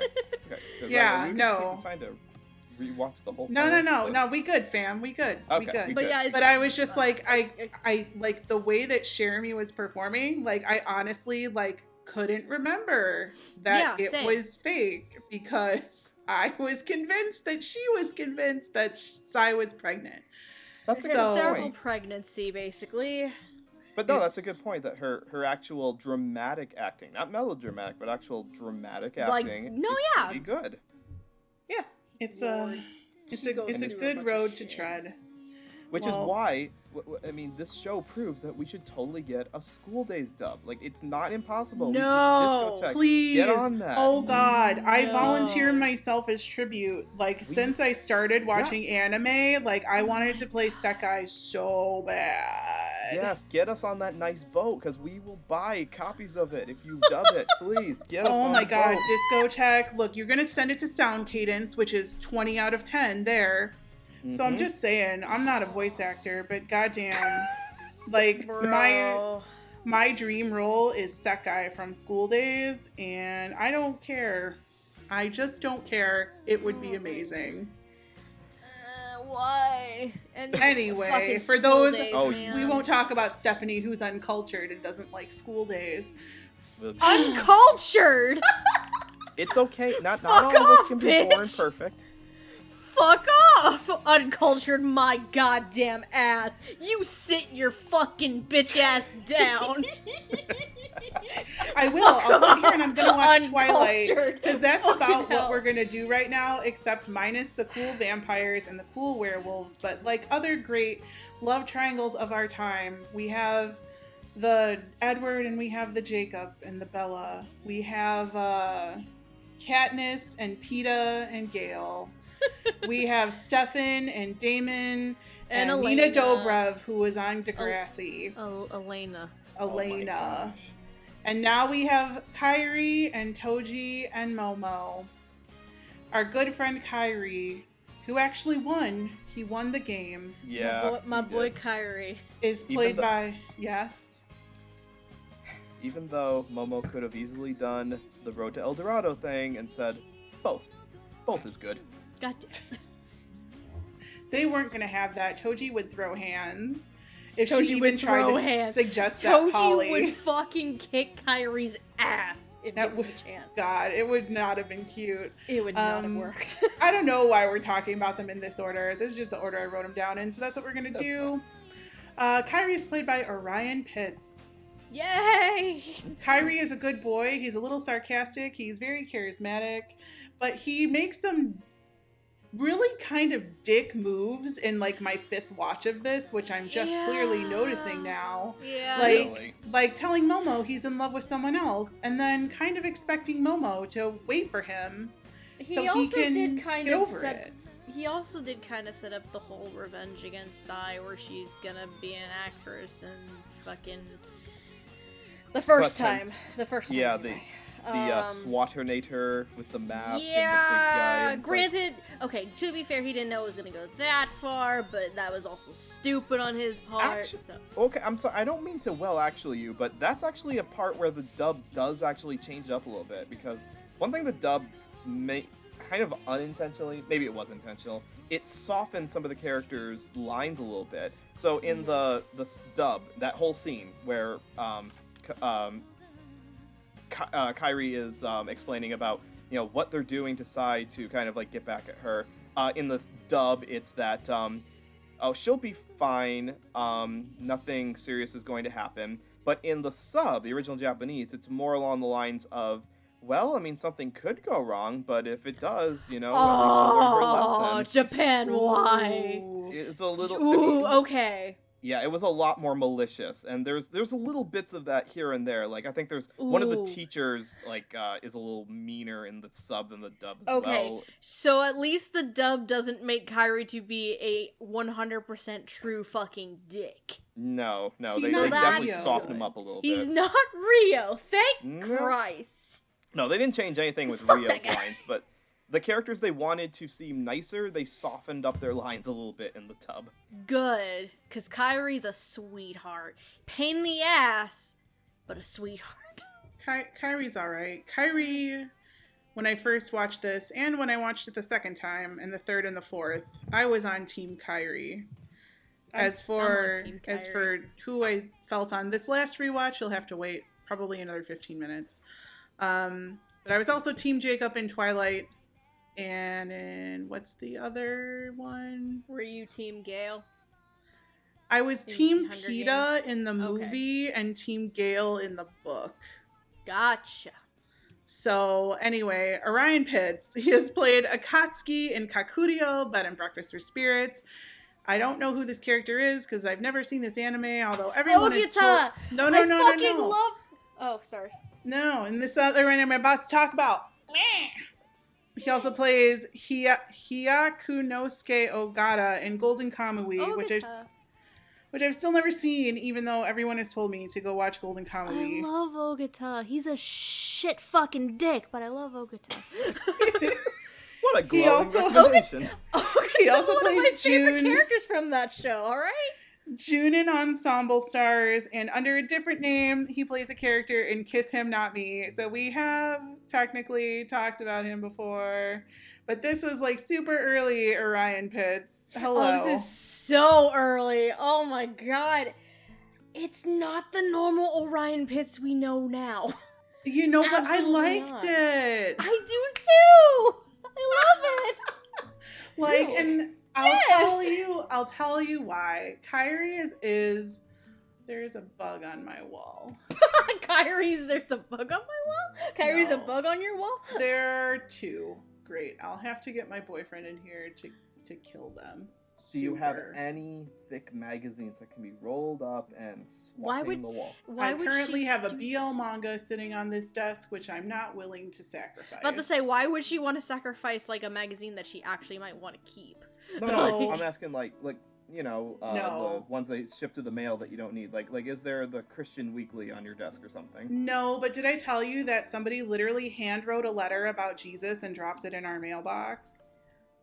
Are you I- serious? Yep, with have you his been- email address and everything to contact him if we wanted to learn more. That's amazing and also fucking creepy. I was like, who came to Info. my door because our mailbox is hooked onto the house Oh. and Oh, dropped oh, that in our mailbox? Howdy, neighbor. You want to learn about Jesus? Someone who really got beyond the level of preaching from leaving pamphlets in the bathroom. Apparently he moved up his game a little bit too much. Oh man. I was just like, this is weird. Not that weird shit hasn't been happening to me. Like, did I tell you that Texas CPS came to our house? This feels like a No. story for a different episode, but screw it. Why did they come to your house?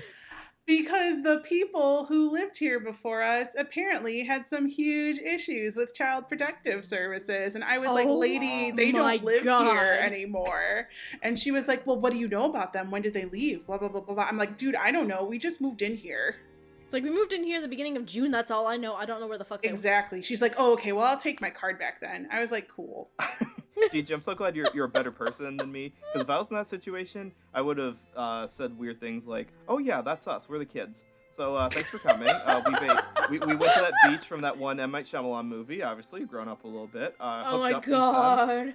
But thanks for coming by. Oh Yeah. fucking hell. Anyway, back to boys. Fucking Yeah, back to- hell. I gotta admit, I am going through Orion Pitts' entire filmography, and I Mhm. really don't think I've seen anything that he had a starring role in. I recognize a lot of the a lot of the shows. don't just recall nothing him having like an actual starring role. I think the only closest one in recent memory might be Kiss Him Not Me. The only It might one be that the only closest, but I mean, who was I need to look up more. Who was Yoshida in Assassination Classroom? I don't know. that's one of the kids from the classroom. One No. of the. Obviously Stephanie, but I mean, which I- one? I think he was. I think he's part of the Tarasaka squad. I mean, you know what? I've got Google. I can just find out believe. right now. I think he's part of the Tarasaka squad. Well, you Oh, look him up. Oh, he's the one with the fro. Yep, Okay. he's in the Tarasaka squad. Okay, so I'm looking remember him the- up real quick too. Yeah, that's really different from this voice, which is interestingly enough, the character that it actually reminded me of the most, or actually the actor that his voice reminded me of was you guys remember Yurlai in April? Yeah. Yeah. His voice sounded a lot like Kyle McCarley's Watari in that show. The It's been a best hot friend minute character since in that. it's been a hot minute since I watched. I it. don't remember. And I didn't even finish the dub. Whoops. I didn't like Your Lie in April, so I kind of burned it out of my memory. That's fair enough. I thought the Fair. ending was a cop out. I won't talk Well, you know about what? the ending. Well, you know, I thought the ending of Peach Girl was a cop out, so we're even. Well, you know what? Ah, So did Jesus I. So shut the fuck up. It was a cop out because of who she ends up with. But Orion really is like a really fun performer for this character, and I do love that he balances out that natural appeal, that natural rock star appeal that Kyrie's got with the I guess the slimierness of him, which he's not really doing very many bad things throughout the show. It lessens up. The worst thing he really does is when he steals a kiss in the very first episode, because don't do that, man. Get permission. Don't just plant one on a girl. You gotta take her out to dinner first. Kyrie, lesson number 1 in dating girls: consent is sexy. Yes, it is. And besides that, it's also required by law. So his entire performance. Also true. And- True. We don't want to encourage serial kissing on this podcast, but I don't have a problem with his performance. Like, this entire time I was going through the whole show, he's the one who I think handles the best the goofier comedic moments and also the dramatic moments. I thought he would actually lose points when we got into the seriouser, pick me, not him. The part where they're fighting over Momo in the classrooms, kind of like. No, yeah, I think it was. lucky bitch. I agree. I think that's really well balanced for him, honestly.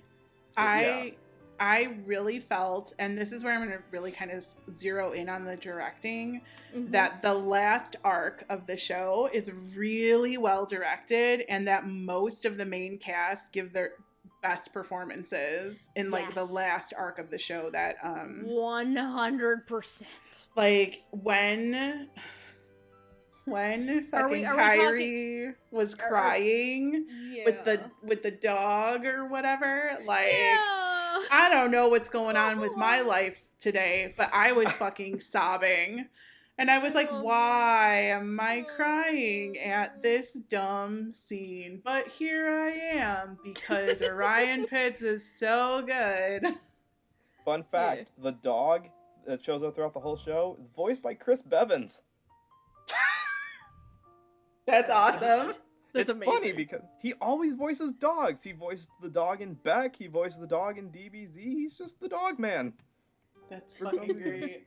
Like, I just, like, Orion's performance makes Kyrie funny, makes him charismatic, and then at the end, like, makes him very dramatic. Almost to the point where I forgive Kyrie for being such a dick in the middle of the anime, where he's like, I'm gonna go walking. And I'm like, you can walk your way right out of Momo's life, you son of a bitch. Like, Now that's different. Like, it's a little different when, like, I'm juggling my emotions is different from I'm going to leave you in a porn shoot. Like, that, there's a huge world of difference. So, I mean, I'll... Yes, but at the same time, considering, like, before Kyrie goes on a magical walk to a fucking noodle shop, considering the worst some noodles of... I've ever had.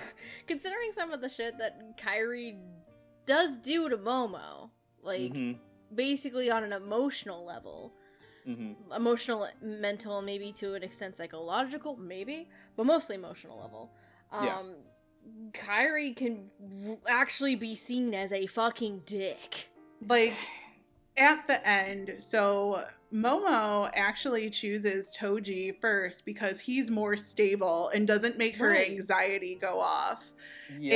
And like, this is where me at fifth time around was like, oh yeah, she probably should choose Toji. This will be Yeah. retracted in the last episode. However, because of some dumbass thing that Toji does. But like, I just felt Momo is such a fucking dumbass, like through multiple parts of this Yeah, show. And I get Momo's she's dumb. full of like teenage angst and drama, Mhm. but Kyrie kind of like eggs her on at points because like Kyrie's just a dumb boy. Like he shouldn't really be held responsible for keeping this girl's sanity in check when he's 16 years absolutely. old. He does a lot to be supportive of Momo after Wait. like Toji breaks up with her. But you're telling me that it's not the man's job to emotionally support the woman through her entire life? Did you do that at 16?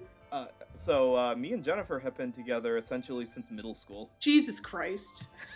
No. But I think the main thing that Gigi's kind of referring to is one, they're fucking teenagers, but two, Fucking Like- teenagers, literally. Kyrie wishes. shut up. But like, help me out here, Gigi, for this explanation. Like, it's not necessarily Kyrie's job to like really emotionally support a person at his Yeah. age. I mean, you're right. I mean, in all sincerity, it's not any age, anyone at any age's job to do that. A relationship should not be 50-50 or any division of separation. It should be 100-100. She should be supporting him just as much as he Right. does to her. But it's just like, I believed that in this performance that Kyrie was a dumb teenager. Yeah. Like watch the teenage soap operas, watch your CW shows, your ABC Family, whatever. Yeah. And I was like, okay, He's your typical Kyrie dumb and his teenager. voice acting would Mhm. fit right in. Like it's just how yeah. that shit operates, as opposed to when we get to our next person, which we'll talk about Toji when we get to Toji. But I really enjoyed this performance. Like it really brought the character of Kyrie to life for me. And even though like the character did some questionable actions, I always felt that the acting was there to support those actions. No, yeah, like it's one of the performances that like stayed pretty consistent with like the whole character arc, honestly. And I think it worked very, very well. And going back for a hot second to like when we were talking about like this basically being the only leading role that Orion Pitts has had, again, in my brain, in terms like this is probably really the only leading role he's really had in his career, because he's done major characters since then. Like we were talking about, like we talked about Kiss Him Not Me. I almost forgot about fucking Grimgar, Ashes and Illusions, and then granted his character in Golden Kamuy Ogata, it is more of a secondary character, but it can be like a major player at points. Granted, Ogata's a dick, but I fucking love Ogata. But like it's very interesting that early Orion Pitts like eventually grows and evolves into like roles like Kiss Him Not Me or Grimgar or Golden Kamuy. And it's a very different tone of voice than what I'm used to now. And circling back to like what it sounded like 15 fucking years ago, basically. It's like, oh my god. I love it though. Like, I love Orion Pitts. I wish he got to do more actual leads. But I mean, he's popped up in quite a few shows, so I'll fucking take that. But it has the benefit that this particular show is a rarity in, or maybe I haven't seen enough different romance shows, but a rarity in that you actually have a love triangle where the two leads are equally viable for the main character. Like I feel like at least in modern anime, your romance is going to be it's either going to be a very clearly set up pairing that inevitably happens, or it's going to be the harem nonsense where you have to do all the routes in order to get to the main character, but the main one is still the obvious one. Yeah, so, this is one of those few shows, even now, that I think still has, like, these two are equally, for all intents and purposes, are equally good choices. for the main character. There's a reason that all 3 of the main characters are on the cover art and not just Toji and Momo. Or Momo and Kairi. Yeah. What we could have done is we could have done like one of those holographic cover arts where it's like, you tilt it and it's like Momo and Toji, and flip it, it's Momo and Kairi. I don't think that was in the budget. It came with a purse and a manga. Oh, did? The original set did? Yeah, it did. Because I have it. The only set that was actually the first manga I ever owned, was Peach Girl Volume 1 because of that set. Yeah, the only versions of Peach Girl that are available still are fucking... Save edition. Yeah, if you can find that. Which, by the way, you should probably watch this show as soon as you can, because I highly, highly doubt that Funimation is going to renew the license to this anytime soon. Yeah, it's probably so? true. No, they're not going to re-release this. I mean... Yeah, it's like... Fucking Funimation, this is a part of your heritage. You have to keep this up. Right, but if it's not gonna sell, thing I would, even though Screw the money. Suzuka is a terrible show, I bet they'd renew Suzuka before they renewed Peach Girl. But I will say that Peach Girl was so popular that years and years and years later, there was a sequel manga that came out, and there's a new show out called Peach Boy that I was very disappointed has no relation to this show. There's also a live movie as well, live action movie. Yeah, that's also true. There's also I don't know if this is the sequel manga you're referring to or something else. They also have a side story specifically from Sai's point of view as well. Yeah, that's something else that was... There's another one that takes actual place in the future. Yeah. With Momo and whoever she chooses at the end of the manga, which... Oh, wow. I haven't read, so don't spoil it for me. Thanks. She gets together with the nurse at the end. That sounds about right. All right, well, I'm tired of talking about Kairi. Let's talk about the other half of this triangle side. Let's talk about Toji. Toji is kind of like our straight man. He's very, kind of reserved in some situations, but he's like the Rock. He's like the buffer. He would kind of do anything in his power to protect Momo. But he also wants Momo to be his and his alone, which we find out in the last episode. It's a mix of devotion and protectiveness along with a bit of possessiveness. Yeah, a little bit of both. Toji is kind of as dull as a box of rocks for me, but I mean, whatever. It is what it is. Oh shit, my rank just dropped really low. Hold on 1 second. Pause for tear. Pause for tearing. Pause for tearing. I keep thinking back to when we went to A-Fest and we did the, you and I tied in the Guess the Anime game, and your proposal to break the tie was Udapri in 1 second. And I'm almost glad that we didn't try that, because I'm like, I don't know what that is now. Oh my god. I would have lost, but it's been interesting. I feel like next time we all see each other, we need to set that up just to see how good the boys do. Udapri in 1 second and our food war. Oh, I'm so looking for. I'm our food prepping war, hell yeah. the oven for the food. I got my lobsters and my. Oh god, you're going lobster. Everything. You're gonna go lobsters for a group of almost probably 15 people. I mean, I didn't say you were getting the whole lobster. You're right. All right, fam. All right, so our friend Toji is played by Robert McCollum. Woohoo! Oh boy. Who also has played Tasku in A3.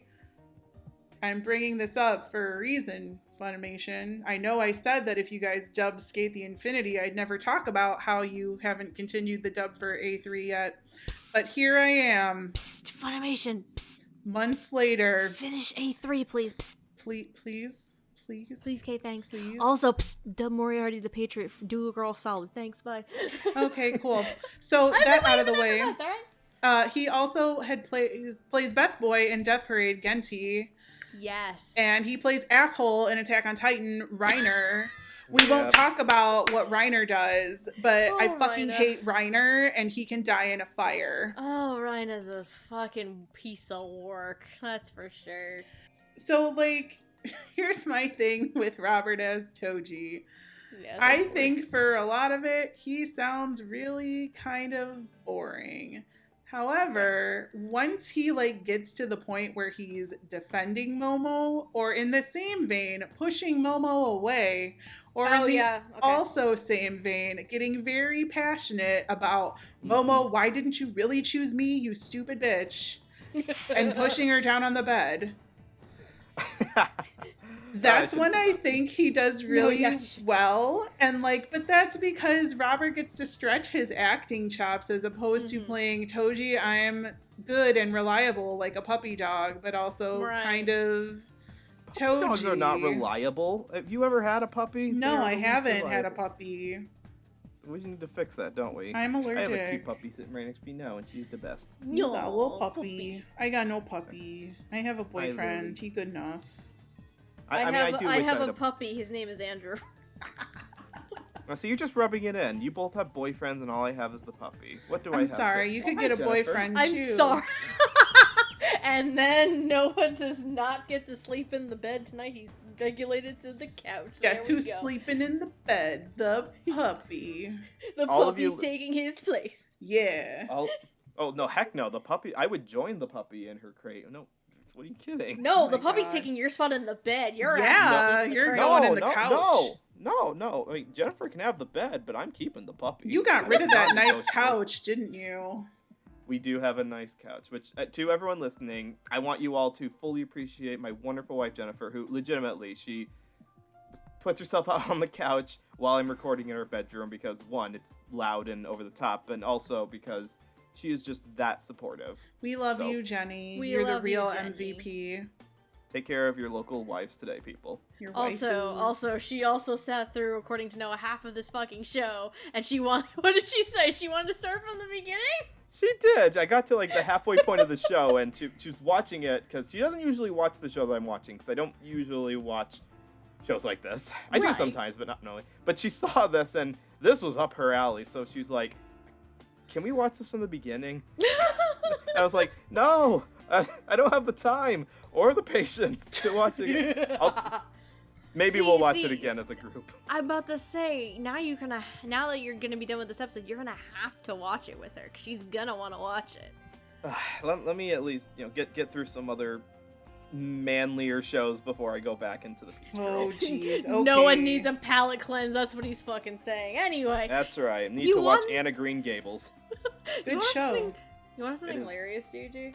Remember what you said during Kyrie?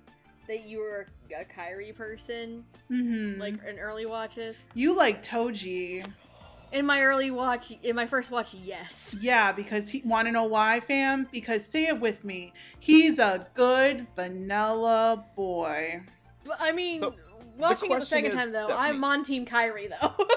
But no. Well, the question: were you on Team Toji to group up with Momo, or as a who you would want to go out with yourself kind of person? I was on Team Toji for Momo. Okay.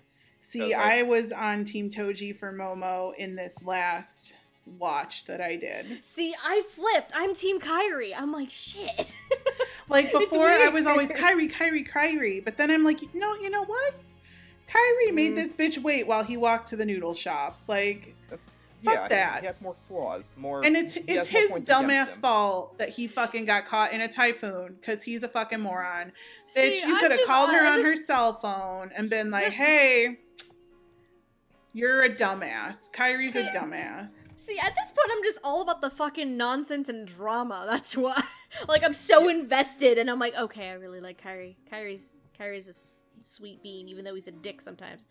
Yeah, and the only thing that Toji did was break up with Momo and smash her bottle of perfume. That's the only thing he did wrong. No, in the last episode, he was really kind of douchey. Yeah. Well, I mean, we had to get the audience back on Team Kyrie without any objection. Yep. So that's for sure. That's why I think like that's a huge point of why at the end almost everybody is rooting for Kyrie because of that moment, like in the last episode when they're at the inn, and y'all know what happens if you watched it. If not, it's not cute. I mean, it's really good acting wise, but like in real life, not a cute moment for fucking Toji. And then I'm like, okay, I understand why Momo is like getting out the bed and running away. Mm-hmm. Yeah. But no, in terms of Robert, again, I said this earlier, this is probably very early on for him. For shits and giggles, I'm gonna look it up. But, like, what's my brain thinking? Like, it was rough early on, and I think that was, like, Gigi was kind of describe it, like Gigi was describing, it was very, very, like, flat and, like, boring at points, but we also don't know much about Toji at this point, of course. But he definitely grows into it, and, like, by the time we definitely get to the point where the whole, big bombshell breakup shit happens, like, he's starting to sell it a lot more because Toji's actually getting to emote a hell of a lot more. Like, Toji can be very sweet, he's very protective, he's very devoted, he really does care.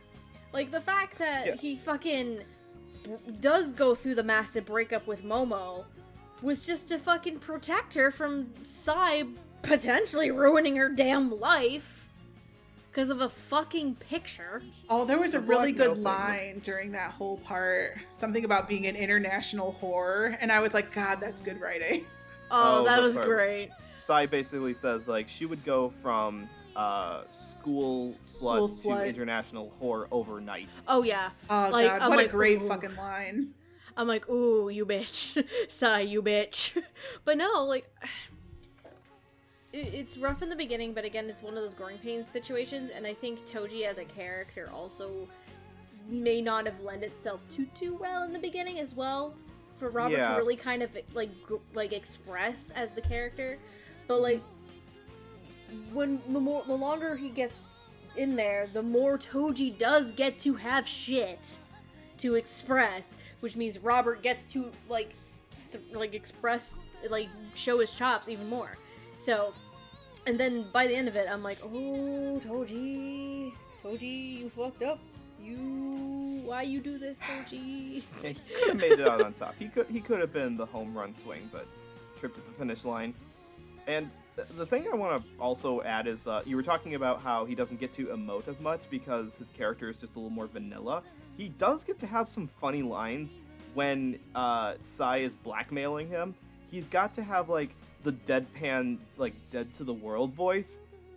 And he does that really well. Like, I really like Robert's deadpan delivery when Sai's, like, trying to be all lovey-dovey, and he's like, I can't tell the world what the truth is right now, but I sure as shit am not gonna look happy about having to be with this bitch either. Yeah, he does. Like, again, it's rough in the, like, a beginning, but, like, it grows more and more. And yeah, Toji does have some fun fucking one-liners like that. I'm just looking over Robert's credits, and I am pretty sure I'm not seeing anything that could potentially, like, predate Peach Girl for him as, like, a major lead character. Oh, he was in Ragnarok the animation. I don't know when the fuck that was, since we talked about that earlier. I'm just looking through, like... Yeah, it's definitely earlier on, and it's... I mean, I do think he got this character. I think for these top four, they all got their characters pretty well. Because he did not try to be over the top, and he didn't try to be monotone either. The voice I think that Robert was trying to emulate was a jock voice. It's definitely a cool jock character who, again, is reliable, is trustworthy. It is that same anime trope with love triangles. You know, your Yuki versus Kyo in Fruits Basket, where you got the hot-headed guy who's lots of fun to be around, and then you've got Toji, who is, as they said, is about as fun to be around as counting the hairs on my head. Okay, so I might stand potentially corrected on my last statement for a hot second. He did do... okay, yep.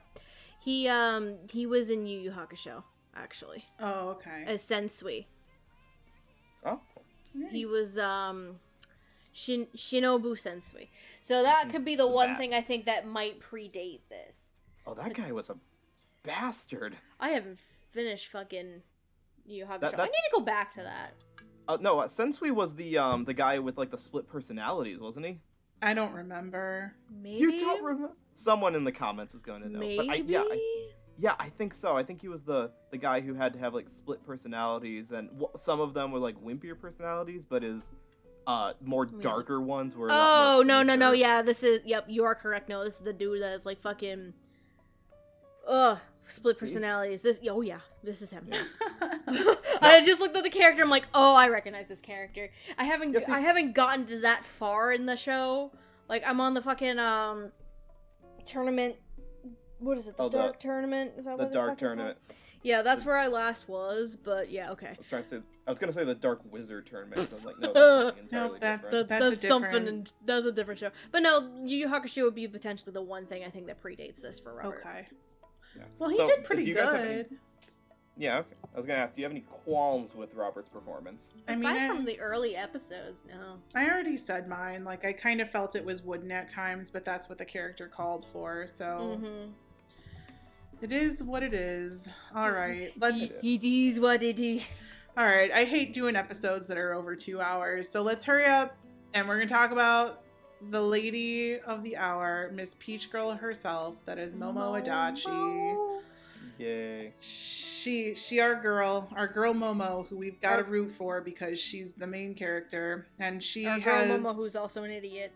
She is the star of our CW biggest drama. idiot of She them is all. fucking dumb. But you know what? She's stupid. This is who we have to work with, and this is how we're gonna have to watch our show based on a character of this caliber. So Momo is played by Kate Oxley, and Kate Oxley has played such roles as Baby Bakugo and Baby Todoroki in My Hero Academia. No. She's also played other roles, which I don't know who these people are, but I didn't know anybody else. Such as Misha in A Certain Magical Index, and Ren in Konohana Kitan, which my autocorrect corrected it to Titan. I love autocorrect, but no, Konohana Kitan Ren is precious. She's also... Have you watched Psycho Pass? I don't think you probably have. She's the lead female. Akane Tsunemori in Psycho Pass. Alright then. Let me... I'll find you something. No, I looked through it all. I couldn't find anything. Like... You haven't seen Shuffle? A long time ago, to the point where I wouldn't be able to tell you any characters at all. Okay. What about Holic? Oh, I don't like Yeah, Holic. I was just looking at that one. No? Okay. Mm-mm. I kind of liked her character in that. Like, I didn't love that show, but I could kind of like her Ame Warashi rain spirit character. And she's one of the many Pipamis in the fucking Pop Team Heptic. Oh boy. You're kidding. Oh, well, that narrows it down then. Oh, yeah, okay. No. She's one of the But Pipamis anyway. from the last episode, I think. So, I think even now, even 15 years after the dub has come out, that Momo Adachi is probably one of the most iconic characters that Kate has voiced in the anime voice acting sphere. Debatable. Psycho Pass exists. Okay, that's... For those of that's us a who big haven't seen Psycho Pass, Peach For Girl those of you who haven't is seen Momo's, Psycho Pass, yes. Momo's But- only lead role. I also But- haven't seen Darker Than Black, but I know that was big at the time. I don't know if it really is anymore. I 'cause you can't haven't fucking watch seen it it. anymore. I can because I have the DVDs. I also As have do it. I. Oh, okay, that's the character. Okay. Well, I know what I episode we're haven't seen doing Darker next. Than Black. Oh, I God. haven't seen Darker Than Black either. So I have no context. But anyway. But I anyways, will put this up to debate for you guys because I had mixed feelings on this performance. Really? I know she has to carry the show and she's doing her best and she leads whatever direction Momo's life takes her, which may or may not be in a way that's conducive to good character arc for this character. That being said, sometimes when Momo was crying, I couldn't tell the difference between if she was crying or if she was laughing. Oh. And yeah, I can see that. And all of the melodrama after 25 episodes of this got to be kind of one note for me. and I think I know why it is, because I wrote down a keynote in trying to figure out why does this sound like it's missing something. And I think the reason is because Kate does the angst and anger of Momo very well. She understands the pain, turmoil portions of her. She also gets the happier moments too. The one element that's missing, at least in this performance, is sadness. I don't feel the sadness in Momo's life, like the parts where you're actually supposed to feel like your heart is, is sad at things going on. There's a difference between being upset that your boyfriend broke up with you and being sad about it. And that little crucial element there is the one thing that direction-wise or acting-wise probably could have been played up a little bit more to, like you were saying, differentiate between whether she's laughing or crying. I can kind of see that, yeah. I mean, the point where Toji breaks up with Momo and Momo is sitting outside his house in the snow was the part where I was just like, is she laughing because she's so upset she has no other emotion than to laugh at her situation? Or are we supposed to believe that she's crying now? That part, and the part where she literally says to Kairi that she'll be number 2. And I was like, first of all, bitch, no. But secondly, like, I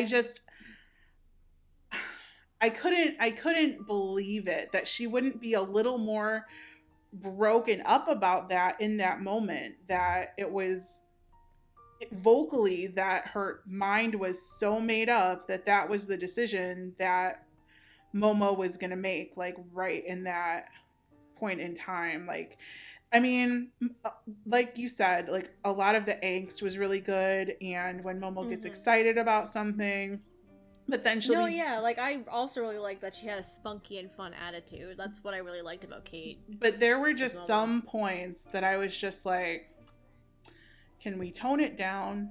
Or maybe can we, like, ramp up the real emotion instead of just that I'm gonna whine into a microphone and hope it's got the right pitch to it, that it sounds like I'm crying my eyes out.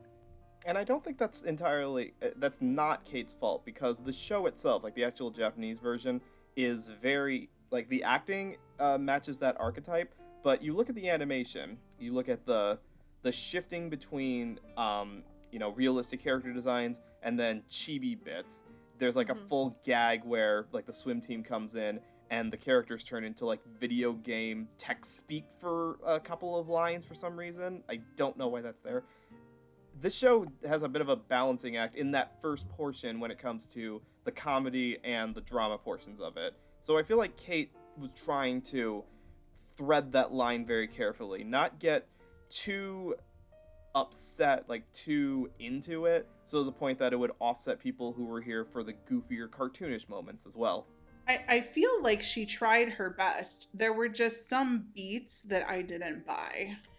Like, I can also kind of agree with that, because for the most part, I didn't have too many problems or concerns with Kate, but there was maybe like one or two, like, occasional line reads, like, peppered throughout, and little beats and moments, and I'm like, okay, that's a little, but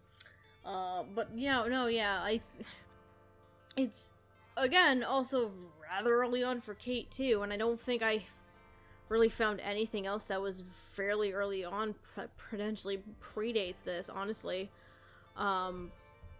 So it's feasibly possible that she was brand new at the time.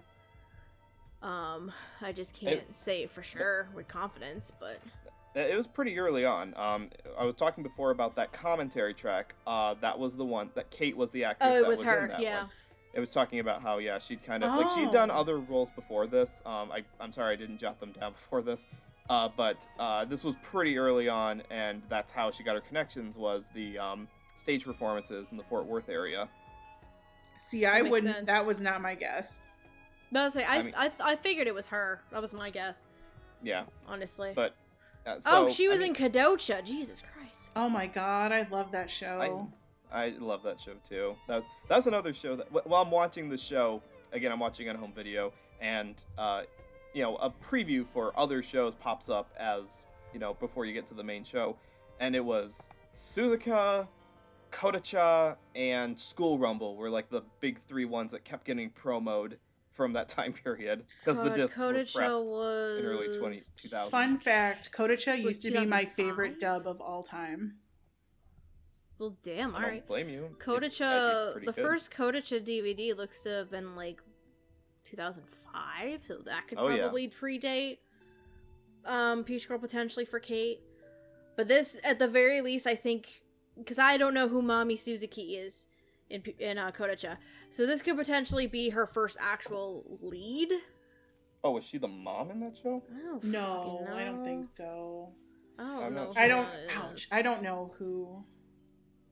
I don't know. That's not the It point. doesn't matter. The point is, so if someone's going to watch the show, like did you either of you watch any of the Japanese audio when preparing for this? No, I didn't did not have have the time. Okay, all right. 'Cause I listened to a little bit of just to kind of compare it to, and the Japanese seiyuu is really good. It fits the archetype of this character that's supposed to be, like the over the top teenage character, not quite a a gal, even though she looks like one, but Right. it's better than Kate's performance. I'm not gonna lie, but Kate's performance does get the angst portion of it, and I think it's just we didn't really have like another archetype to go up against it that you could look at and say in English, like try to emulate this, or like this is how to avoid the awkward, like Gigi was saying, whining into a microphone and hoping you've got the right pitch to go with it. Mm-hmm. But I wouldn't say just off of this to like switch to the Japanese. It is comparable, and it does better in the I suppose the less angsty moments. It does well in the goofier, funner, like just having a life moments. Like that parts I think she excels at more. Oh, when frickin' Momo turns into a fucking badass, like straight badass, I'm rooting for Kate. Like, I will admit that. Couple of times she does. By the way, what kind of swim meet doesn't have more than one swimsuit available? How was that a conflict? It's Japan. It's probably a whole school uniform affordability horseshit. No. The scene where she rips her swimsuit and like I don't want to show my boobs off to everyone. It's like how do you not have? That's what I'm saying. How do you not have more than one swimsuit available? Maybe she broke. Maybe because fucking school uniform horseshit. Because that's anime. what I'm just saying. Because anime. Because the all drama. Bullshit. This whole It's show all- could have been. It's all fucking horseshit. All of it. This whole show could have been resolved much easier, much faster if one, they'd cut Sai out of their lives because, like I said, cut toxic people out of your life, people. They're making you look bad. And two, if people had just communicated with each other. I made a comment in the chat that this show would be over a lot faster if these characters had cell phones, because at the time... They had cell phones! Yeah, I was about to say that. Momo was trying to call a character using, like, the school phones, like the big clunky green ones that are drilled to the wall. And I'm like, I wish, she had a cell phone. She could contact people. And lo and behold, wait, they do have cell phones! Why aren't they using them? Their batteries so are stupid. always dead. Always Batteries It's are only always a- dead. what? It's part of the trope. It's part of the drama. My battery's dead. I need to use a phone. It's a fucking trope, Noah. Just All right. deal with it.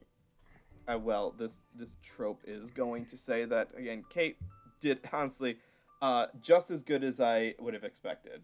I think is the nicest way to end this off. The last thing I'm going to ask is, the character's name is Momo Adachi. Gigi, do you know if the last name was chosen as a homage to the mangaka Mitsuru Adachi, the guy who did all the sports manga from the 1980s? I don't know, but I know that Momo means peach. Really?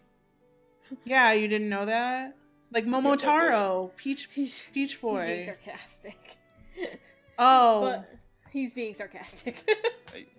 Is that why they got her a peach-scented perfume? Yeah. Peach girl. That's why Kyrie planted a peach seed in the fucking garden and Peach didn't blossom. get the right flower a week later because he's dumb. Peach blossom means I'm your slave. I told Chris that he only has to buy me peach blossoms from now on, and his response was, "They're not in season." They're not in season. Good boy, Itchy. You were paying attention. Yes. No, like for all intents and purposes, I do love Kate as Momo, especially since this is like for all intents and purposes, as far as we know of, her first lead role. But no, yeah, like, there are some beats and moments that probably could have been done a little bit better, but... All right. Well, I'm going to go ahead and end this up with our final thoughts. I'll go first and keep it real short and sweet. This dub is definitely a product of its time, and when I say its time, I mean the mid-2000s. Not that there's anything wrong with that. I personally love dubs from this era because, like I said, no one gave a shit, and nobody's calling them out on the internet for things being not to the exact wording of whatever the Japanese script is, because that's boring, and I like it when people throw dubbed jokes in things, and I think dubs are more interesting and more creative that way when it happens. That being said, it is the first lead role for most of these actors. They did what they could, and compared to other dubs in this same time period, I would rather listen to Peach Girl than, let's just say, Suzuka. I've shit on that show so much tonight. I watch it like 10 years later, and I'm like, God, I really fucking love Suzuka now. Oh my god, that's just karma waiting to bite your ass. It really is, but you know what? I'll take the bite. And, you know, it's a thing of its time. Everybody did as best that they could. And the actors that we hear of today in 2021, they obviously did a good enough job to continue working. And the other ones, maybe they have decided to not work in this medium anymore, or just haven't gotten any roles lately. I don't know. But I really did enjoy this dub for everything that it is, to the point where I've never watched it in Japanese because I haven't felt the urge to turn it off. So, yay, 2007 Peach Girl comes with a purse. I'm done. If you were lucky enough to get the version when it first came out. Look, I bought that shit on clearance at Right Stuff. I think I maybe paid like $7 for an art box. What? You're kidding. No, I'm serious. Oh man, I paid How way long too ago much was for my version this? How long ago was this?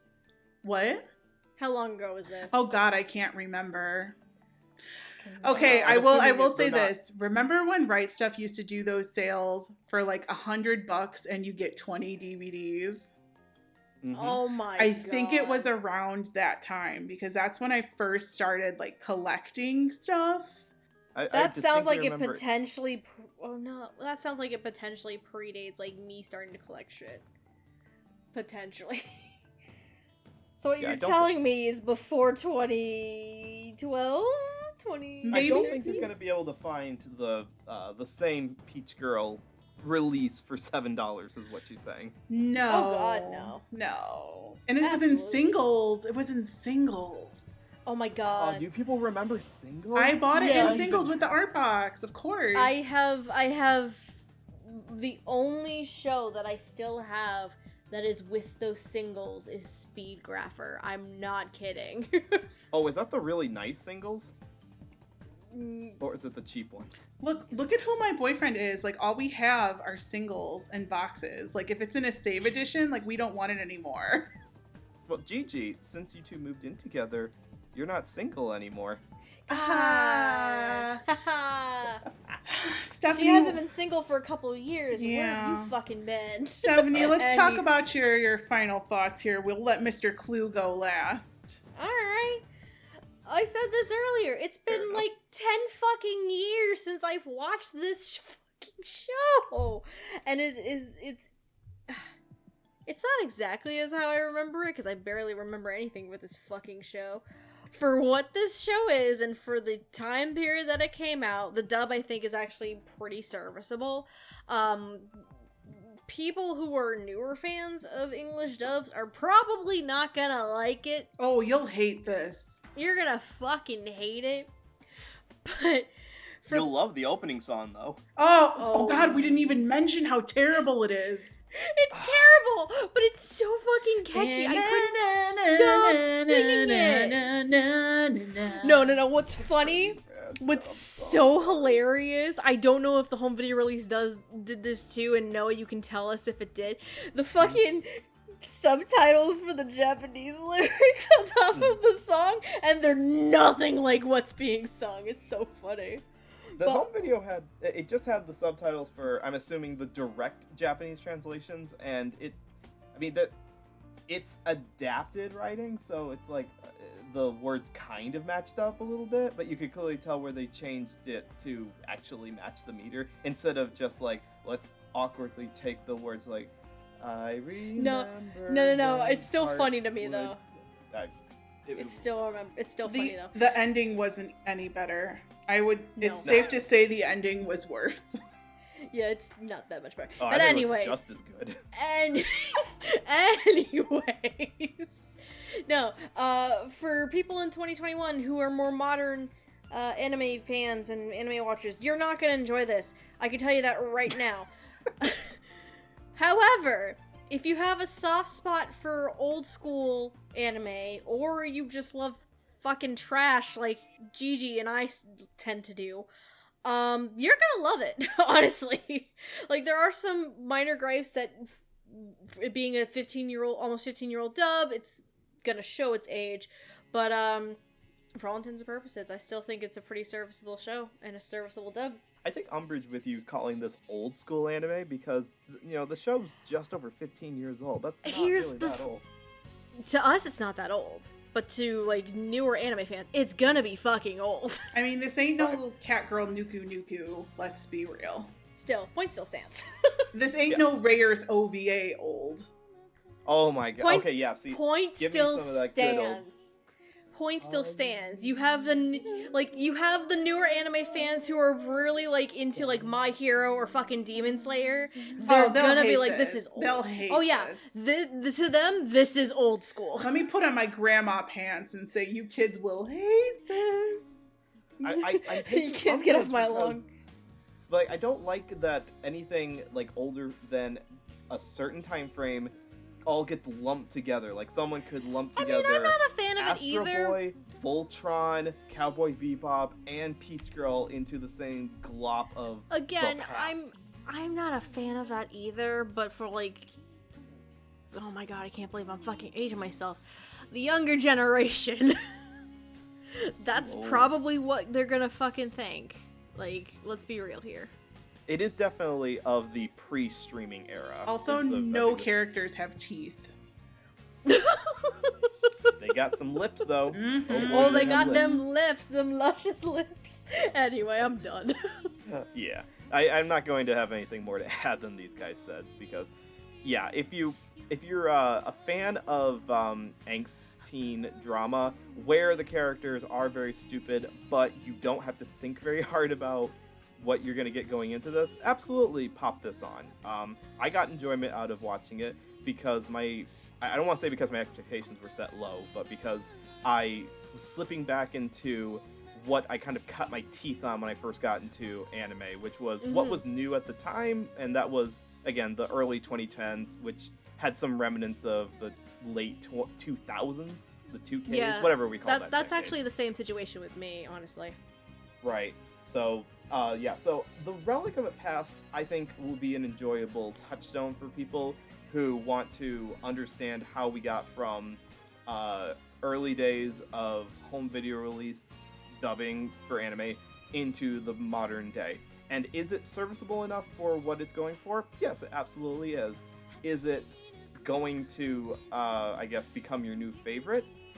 Possibly, because there really is, as opposed, because not only is this kind of a dub that's not really being made anymore, this really is the kind of anime that's not being made very much either. This is, again, from a Sword Art Online ruined everything and made everything an isekai genre. Now, this is from when you could have shows about perfectly average high schoolers being very freaking stupid and making awful decisions with their hormones and making a compelling show out of that for 25 episodes.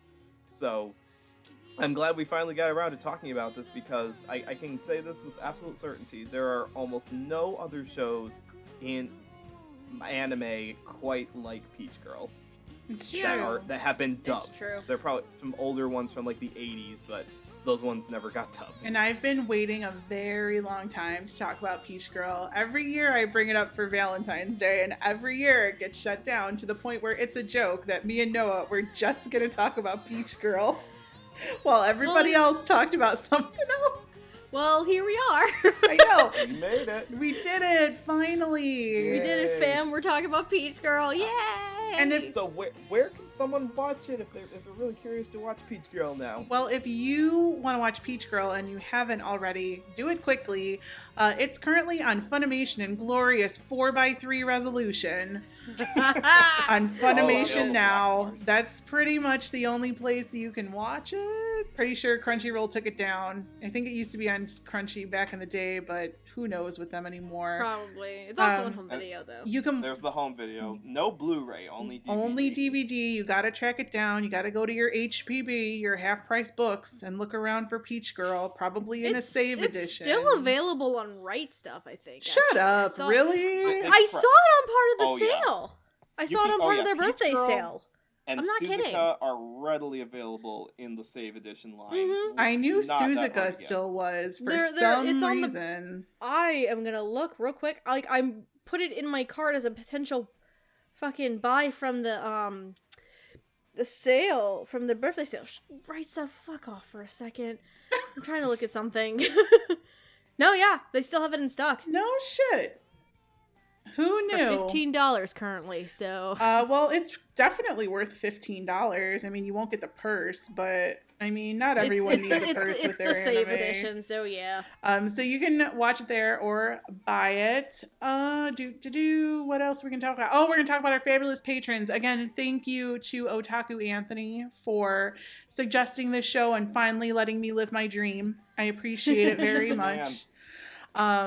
And all of our other lovely patrons, if you want to help support Dub Talk, we have a Patreon. And in our $5 tier, we have Megan's mom and dad, Michelle Travis, Miraculous Corazon, Nico Robin, but with yaoi hands, Sue Chuete and Victor Maybarata. And in our $10 tier, we have Carly Lesticow, Crimson Echidna, Jacob Wilson, Jared Hawkins, Julia W., Marissa Lenti, Millicent Sowerby, and Otaku Anthony. Thank you for helping to support Dub Talk as best you can. We really enjoy doing these Patreon shows, or should I say, I really enjoy doing these Patreon shows because y'all are on my wavelength, and this is basically all I record anymore is Patreon shows. Let's be real, the next It's one kind I'm of recording, funny how it turns out. the next one I'm recording, also a Patreon show. Like, If you want to like get, it's kind of funny how this worked out. I know, like if you want to get in the quarterly raffle, well, this one's done, but there's always next season. So at the time of recording this episode was supposed to have come out back in June. Sorry, it's my fault. You had real life to deal with. You had Don't real dare life shit to deal apologize. with. And at the time, again, at the time of recording this, we actually just did the raffle, the picking of the new show, that episode should come out by the end of September, if all goes well.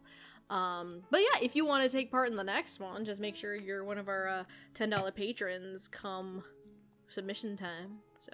And make sure that you suggest Suzuka so we can finally get Gigi to God talk about damn why it. it's so good. Nope. We Oh, also I know have what we a. should do for Valentine's Day this year. Oh hell no! Look, Right if on that. all No, of no. my choices this year for Valentine's Day have already gotten like vetoed, so I'm in like a salty place when it comes to Valentine's Day. At least you got to make suggestions. I didn't even get a chance to Well, suggest anything. Why yet. don't you fucking pick out this year's Valentine's special? I will. I will do that. Make Let's it- fast forward to February and you good. will find out what I suggested. All It's right. gonna be crazy. Oh man. Oh boy. So we also Anyway. have a Ko-Fi. You can send us $3 at a time. And you can follow us on social media at Dub Talk Podcast in lots of places. There's a Twitch channel that they're actually using now. Yes, you can come hang out with us on Twitch. At the time of recording this, we have three of us streaming consistently, I think, a bit. So Jackson on Mondays, Megan on Wednesdays, and then me on Thursdays, with a little bit of me and Megan playing Okami on Saturdays at the time of recording this. Do you think that we could Could I have an episode or a night where I just play Minesweeper? I don't see why the fuck not. Go for it. Awesome. I don't see why you can't. Go for it. So long I'm as sorry, you I'm just give- looking through my computer. Like, how many games do I? So have long on as here? you have some fun, entertaining commentary while playing Minesweeper, which it's you, Oh. Noah, so I know you will. Oh, I got it. Everyone, put down in the comments if you'd like to see a night of 3D pinball. I got that game on my Oh, computer, too. hell yes. Fuck yeah, old school. Let's go. Oh my gosh. So there's that. And subscribe to us on YouTube.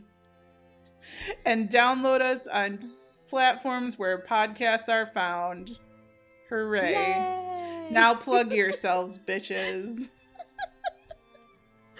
Oh, my name is Stephanie. I'm also known as Lilac sometimes. You can follow me on Twitter at Lilac Anime Review, with review being spelled REVUE. I also have a blog, lifeandtimesontalker.wordpress.com, that I need to do more shit with. But, yeah, no, like I said before, I've been doing more, like, streaming on, Twitch on Thursday nights. So come hang out, say hi. It's a fun time. You can. My name is Noah Clue. You can follow me on Twitter at Noah Clue, where I discuss everything about the animation world, including why Wolfwalkers needs to get more respect, why there are more 2D animated films being made than just Disney, because Disney is not going to last forever. I also like to post pictures of my children and my puppy, because unlike the characters in this show, I actually went forward with procreation and using my social media to pimp that out. Oh, Jesus. Wow. Wow. I mean, it works. I mean, I just, yeah. Okay. And, Okay. and my name is Gigi. You can follow me on YouTube and Twitter at AnimePalooza. On my YouTube channel, I have started posting almost weekly vlogs. And if you've watched the first one that came up, you'll be able to see that I checked an anime off my anime roulette game. We play once a month. And if you want to be involved in that, you can go to my Patreon, which is different from the Dub Talk Patreon. I also put the word GG in an envelope and stuff it in your local Can you just mailbox. put cash, like the Jesus guy put that note in my mailbox? Like, if you would like to come to my house and drop me off envelopes of cash with Jesus messages in them, I will take them. You know me, in our live panels, I talk about Superbook. I'm all about Yep. Jesus Christ, our Lord and Savior, and his many Yep. anime forms. Oh, Flying House was man. better. I didn't see that. You didn't? No. I'm Shit. sorry. Flying House was the better Jesus anime. I'm gonna have to find it because I fucking love Jesus anime. I shouldn't say fucking and It's got- Jesus in the same sentence. Anyways, It's got an Astro Boy and Oh! it's got a robot and the doctor has porn music playing behind him. Oh my God. It's such a great Christian program. Sorry. But I think we've talked long enough about this. yes, Christian program. sorry I sound like I'm in a cave. Unfortunately, I only have enough money to buy 4 foam panels for my office, but I did get a new mic. Have fun editing this, whoever's doing it. Probably me. Probably Steph. So that's about it for our latest Patreon episode. I hope you had a good time. I'm really craving some cobbler right now. Oh, yeah? So, like, That does How sound about- really nice. can anybody make some for me? I have not learned how to make peach cobbler yet. What? You gotta have an iron casket to do that, right? An iron skillet, not casket. That's in the ground. I know what I said. Yeah, okay. We're all gonna make peach cobbler at your grave. So good. That'd be awesome. You take the recipe to the grave. Heck yeah. At least it's All right. not what Noah thinks Kyrie will do at Rio's grave, so I guess we're up a step up now. I want all of you to be at my grave doing peace signs with peach cobbler. Oh, thank you. This episode The best way to remember Noah. All right. Thanks for listening, everyone. I'm go gonna make that. I'm gonna go finish cheering. I have 62 more minutes to play for Briar Rose Ranmaru. Oh man. Alright. And we'll see you next time. Love your faces. Bye, guys. Have a good Aloha. night. Have a good night, Otakuan.